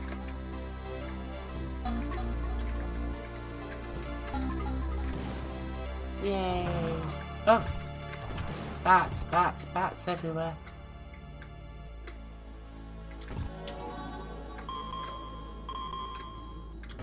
Oh, didn't actually want to fall down there, but never mind.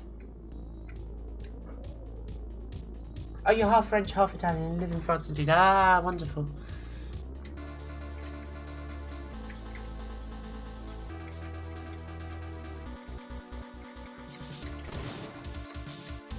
I wasn't there too long ago. I went to Japan Expo in Paris, which was wonderful. Really enjoyed it. So there's a little video all about that on my channel. So, but obviously I'm into my Japanese culture and everything. So, as well as my Amigas and stuff. So.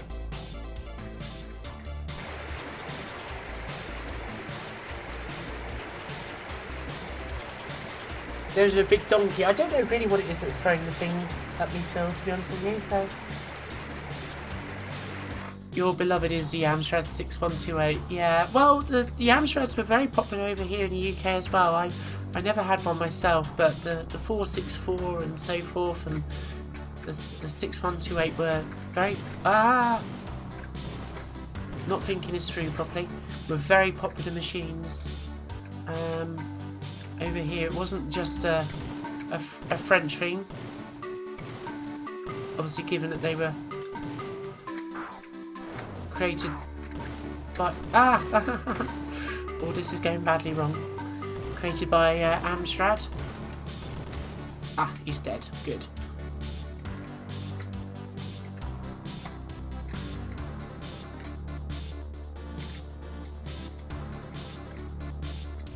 It's so nice to have people far and wide tune in. It always makes it much more interesting.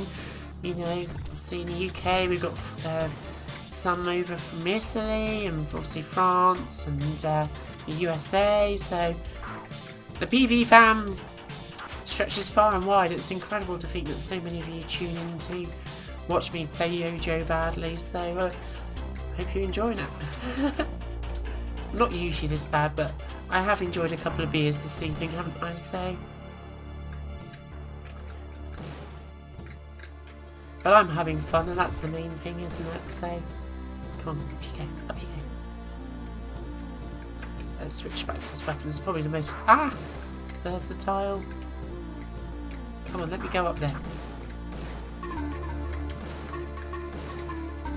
Just jump the other way for a change. There we go. That'll do. Get the gas, we'll need this.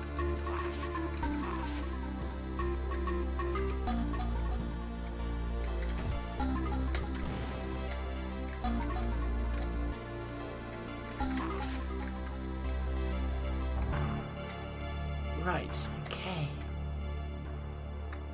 Down the roof.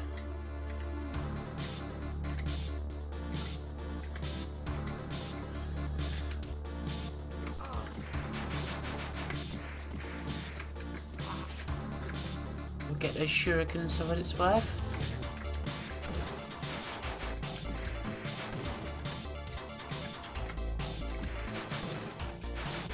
Why can't I get him?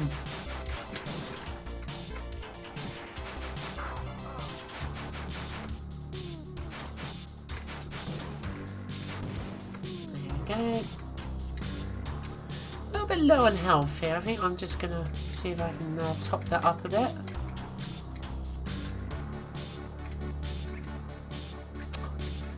Be able to get back up there again, aren't we?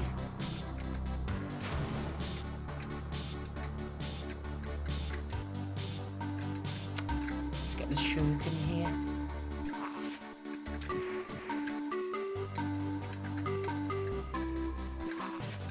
Oh, that was close.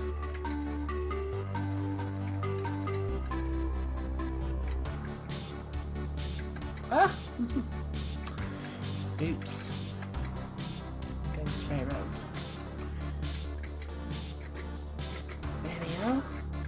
Right, come on.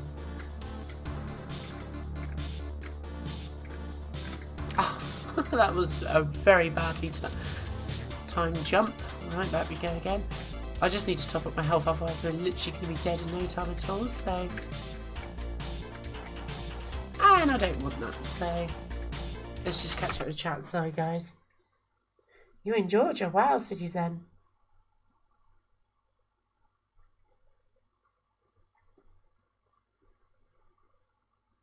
Yeah, I love Japan Expo, Roberto. It's fantastic. So you're near Atlanta. Wow, that's amazing. So yeah, Georgia. Wow. Los Angeles for Devon Hammond. Oh, that's so cool that so many of you have tuned in from far and wide. All for the love of the Amiga, or just retro gaming or retro computing. It's all good stuff. So thank you so much for everybody joining me this evening. I know I'm tuned in more to what's going on my screen, but it got me in the end.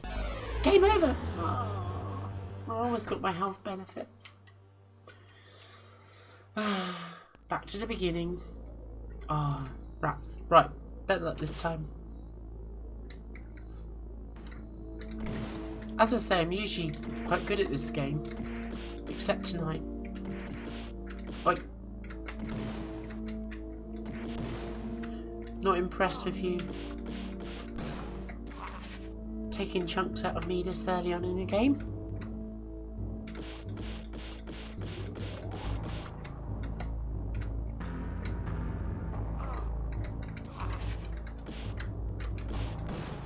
Okay, take that.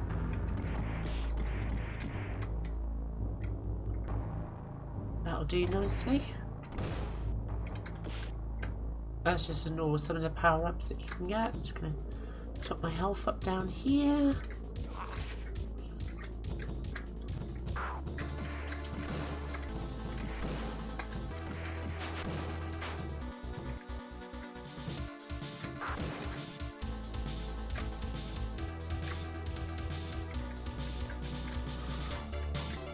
Been a little bit less meticulous this time around, as you might have noticed. Actually, let's go over here to start with.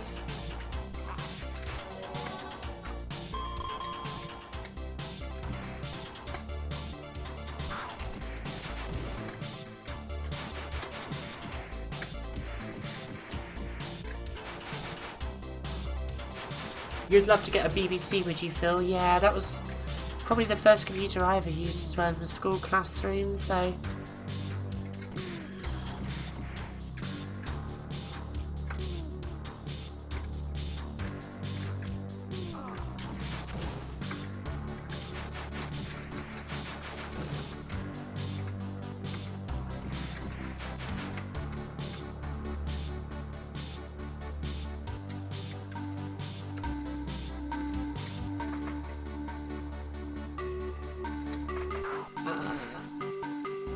Don't blow it just because you're in a rush. Ah!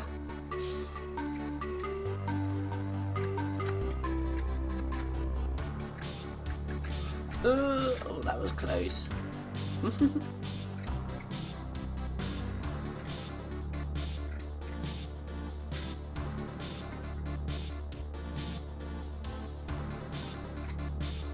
Yeah. I'll do nicely. Ooh, just in time.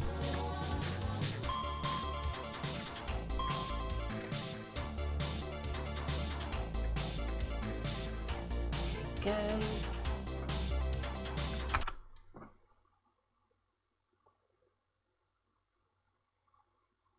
Oh, I don't actually know that Roberto Traps and Treasures. I shall have to check that out. When did that one come out? How has this one evaded me? Oops. I'd love to find out a bit more about that. Do tell me more about it. Who made it? What's it all about? When did it come out? I'd love to know more.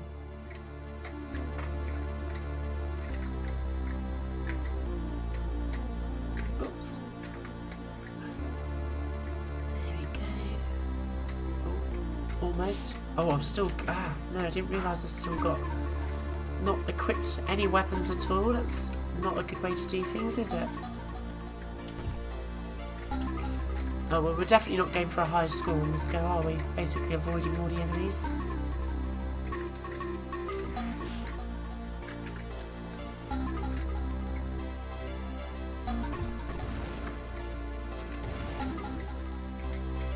Consider yourself terminated.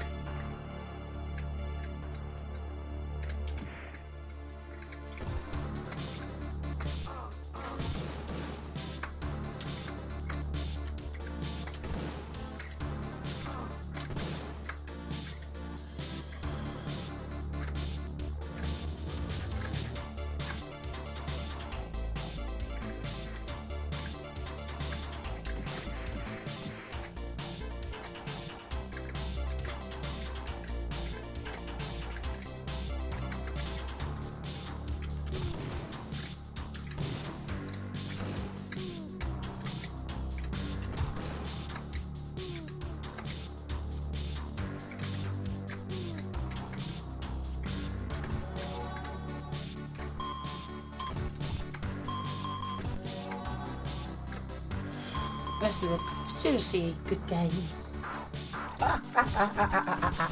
What's getting me? Don't look at the chat and not pause. Yeah, we was talking about Metro Siege earlier on. I'm really looking forward to that. It just looks amazing, and hopefully the gameplay really matches up to the amazing graphics and that. So I think it's Michael, the pixel artist, who's behind the graphics on that. He's one serious talent. So, and as a pixel artist myself, that is something I greatly respect. So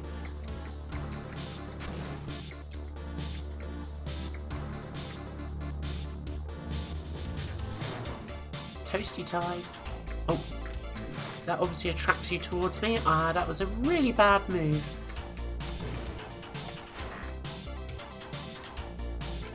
I thought he was just going to keep going straight forwards, but obviously not. Come on then. Hey. I'm the one dishing out the hurt here, not you. Okay, this is going badly wrong this time. Just don't want to use up all of my holy water or whatever it is.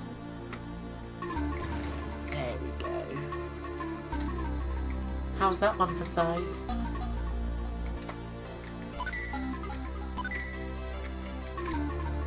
That weapon. That's good.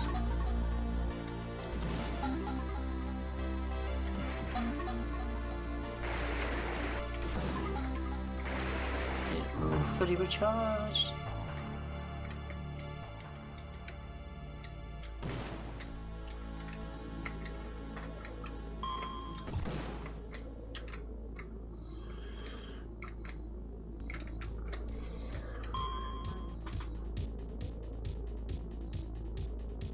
Oh, okay, I'm going to definitely try it out, Roberto.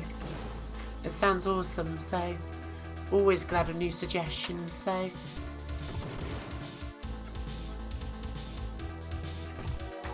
not that I'm generally short of things to play, but always good to have new Amiga games to try out, so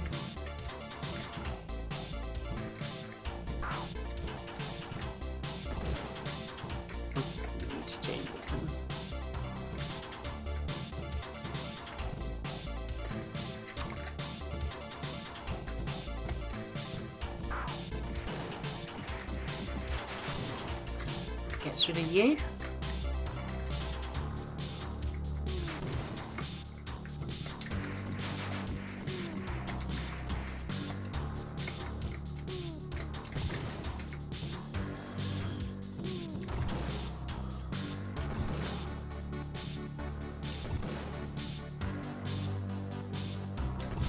And you.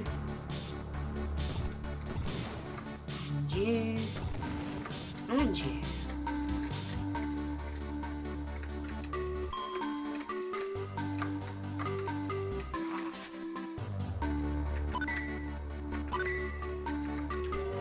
Always worth getting that because it's an extra life.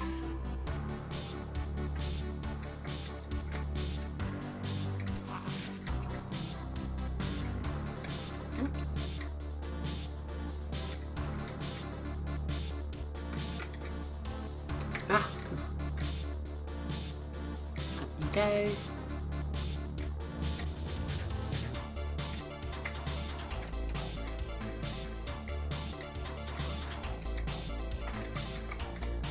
Oh, come on, up. That's the one.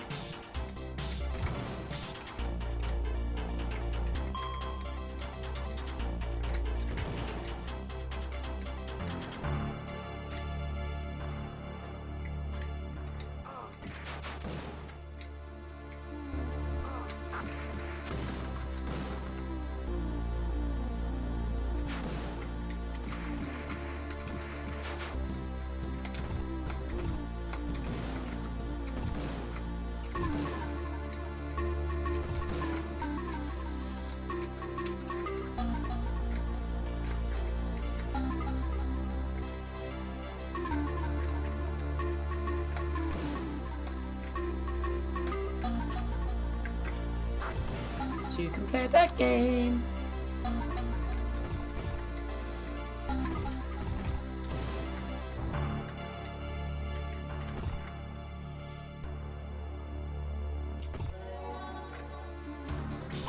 That'll do nicely. Just a few little health benefits there.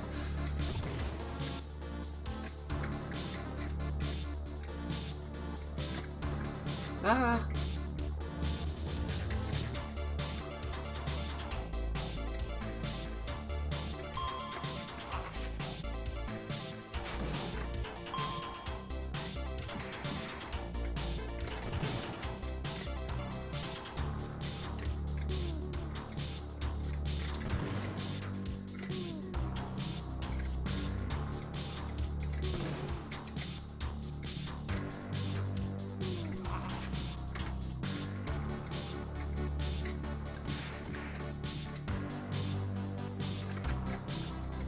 Beginning to get back to where we were, which is good. Oh. I've not wasted all of my life energy, which is good. It is a little bit like the Apple Mac startup sound, isn't it, Phil? Yeah, nicely observed. Yeah, I definitely think... I wonder if it was sampled from that. It's not outside of the realms of possibility, is it?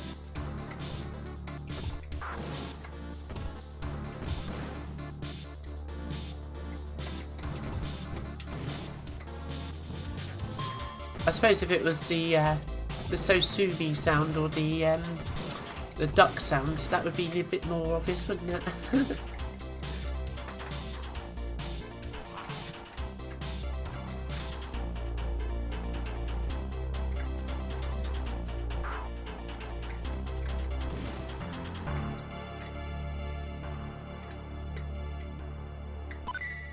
Yes.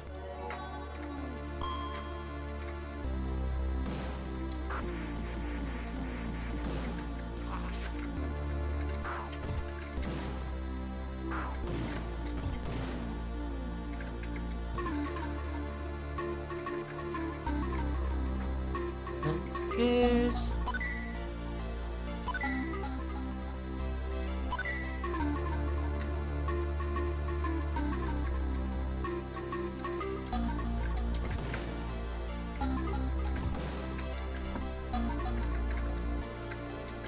Some of these little extras. Ah, almost fell down there. Little nifty move there.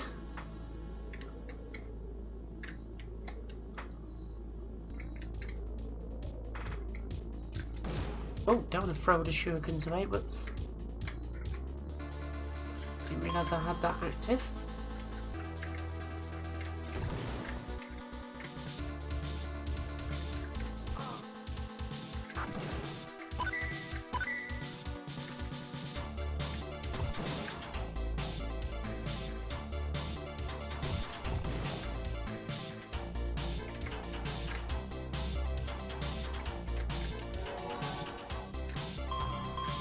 It's just a very absorbing game, this one, isn't it?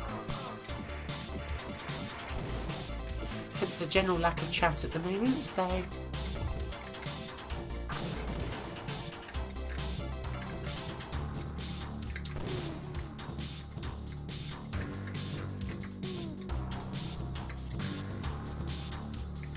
and also the fact that I've been streaming for over 3 hours now. So one thing I never realised before I started doing streaming about 3 or 4 months ago is just it's a lot more tiring than it looks when you're just participating. Well, not just participating, when you're participating.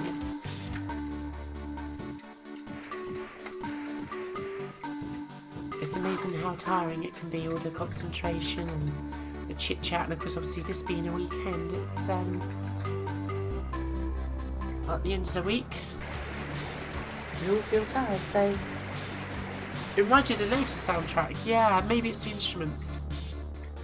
I think you might be right, Error 42. That damn STO1 disc. I'm gonna go back to the shower again, I think. Or can I get away with it? Maybe I can get away with it.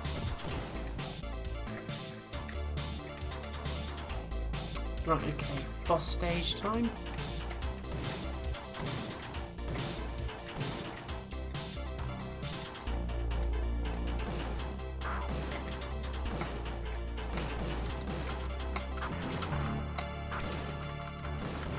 Why wouldn't you throw your projectile?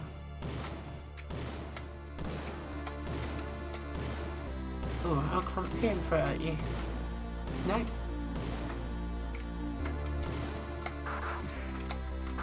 There you go. That's what I need. For some reason it just wouldn't throw the projectile stuff, so...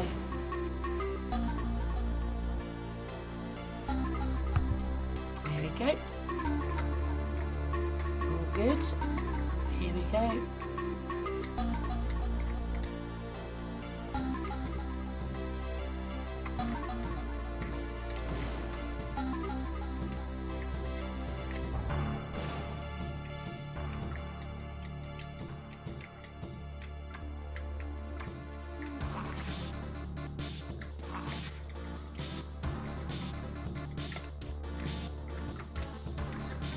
Here. Oh, come on. Oh, it's because I'm underneath a little platform there. I didn't see that. Blended into the background a little there.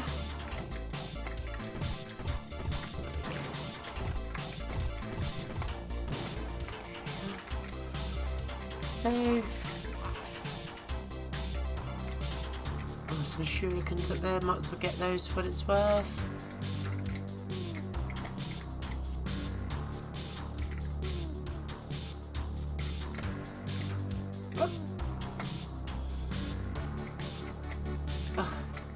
Come on.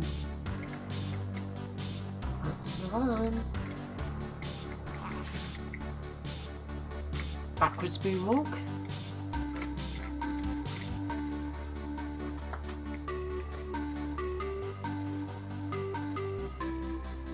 See you later, Florian. Lovely to see you again. I hope you have a great rest of your evening. We'll be wrapping up soon here as well, actually, so I'm going to try and complete this stage, and then I'm going to wrap up the stream, and I'm going to carry on playing this, but just myself, just purely because I need to get myself some dinner as well, and it's now probably getting quite close to 10 o'clock here to True Snow, so it's time for me to have a little rest as well from all the streaming. Worth getting those, extra lives galore. Oh, right, we're going to have to get rid of the rat. Yeah, you're out of there.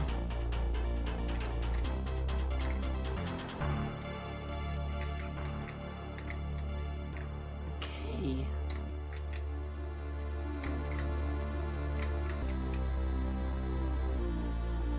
Right, there's the bad dude. Let's get rid of you.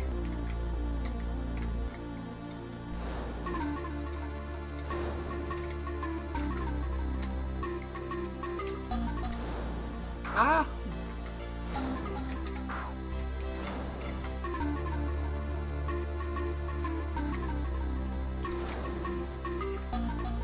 Oops, that's not worked out well, has it? Let's get this.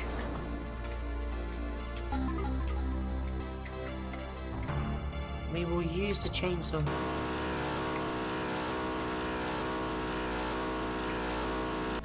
Oh. Okay, not a good strategy either.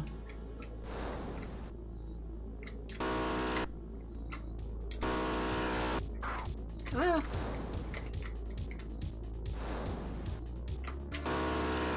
Okay.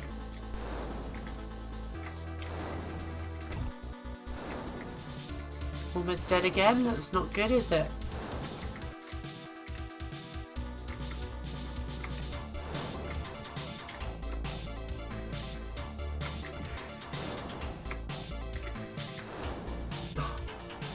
Not again. Come on.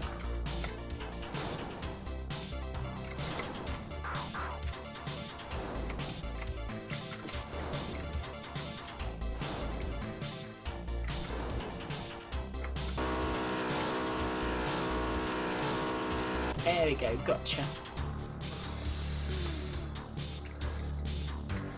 Right, I think I can now go this way, and there should be a nice big eagle to take me away. So we'll do the bonus stage, and then we're gonna wrap things up, I think.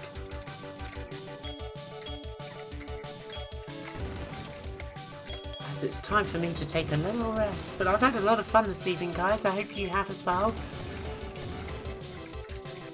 It'd be nice to have so many new names in the chat, but also some familiar names as well. Your support is always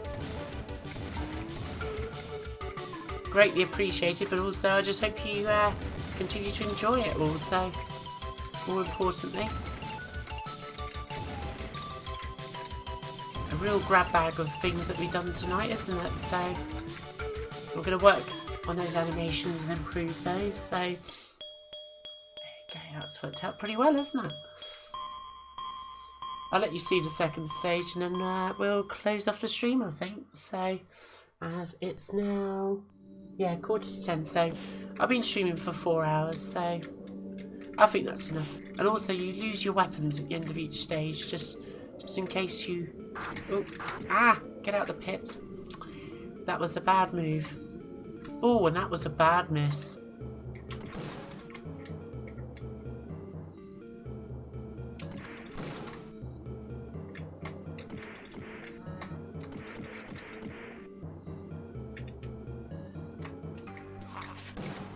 Little hidden pickup there, so yes, this is the second stage of Yo-Jo. Well, I hope you've enjoyed it tonight, guys. It's been a real collection of stuff. Checkmate, Amiga animation, Yo-Jo. It's all been good fun, so I've really enjoyed it. And yeah, it's nice parallax scoring, isn't it? So you're late. Yeah, sorry, Chris. I'm just about to wrap things up. That's such a shame. I'm so sorry that you've unfortunately just caught me as I'm beginning to wind it all down. So, oh, SX64. That sounds cool. So what am I going to be doing next in the Amiga animation front? Well, I'm hoping to get something that's at least a bit of sequence with background art done for next weekend for swag. So there might be a stream coming this week with some more animation stuff. So look out for that. There won't be any more gaming streams, I don't think, this week coming, just purely because obviously with my studies with for Japan and all the rest of it, I'm having to dedicate time to the teaching English as a foreign language course at the moment, so it does require a lot of my attention, so I'm just making sure I'm putting the hours in on that. So that's why things are a little bit quieter at the moment, but do look out for there will be a new video hopefully this week with lots of pixel art tips which were recorded in last week's streams, so that'll be coming out soon. So no worries at all. So Doug, it's been a pleasure to have you here, and I'll be in touch about that collaboration. I'd be definitely up for doing that. So yeah. So thank you everybody for joining us. Phil, Doug, Chris, I know you've just joined us, Error42, Roberto, I'm not sure who else has been here for the long haul. Devon, maybe you're still here. Citizen, maybe. Who else? Mad Commodore, well, I'm sure probably enjoying dinner. Maybe Mr. Teton is still here, who knows? So if you're there lurking in the chat, thank you so much for joining us. It's been really good fun. And if you've enjoyed it, obviously leave a little like on the like button. Helps me sort of know that what we've been doing has been of interest and that you've enjoyed it. But I've really enjoyed it, and as you can tell, I'm beginning to feel quite tired now. I need to get my dinner. It's 10 o'clock, it's late. And thank you so much, CR Fitzgerald. Lovely to see you as well. So I hope you enjoyed the catch up on the stream, Chris. Maybe that would be of interest to you. But yeah, it's been great fun to share another evening of Amiga fun. So hope you have a great rest of your evening, guys. And I guess all I'm going to say is see you soon. Peace.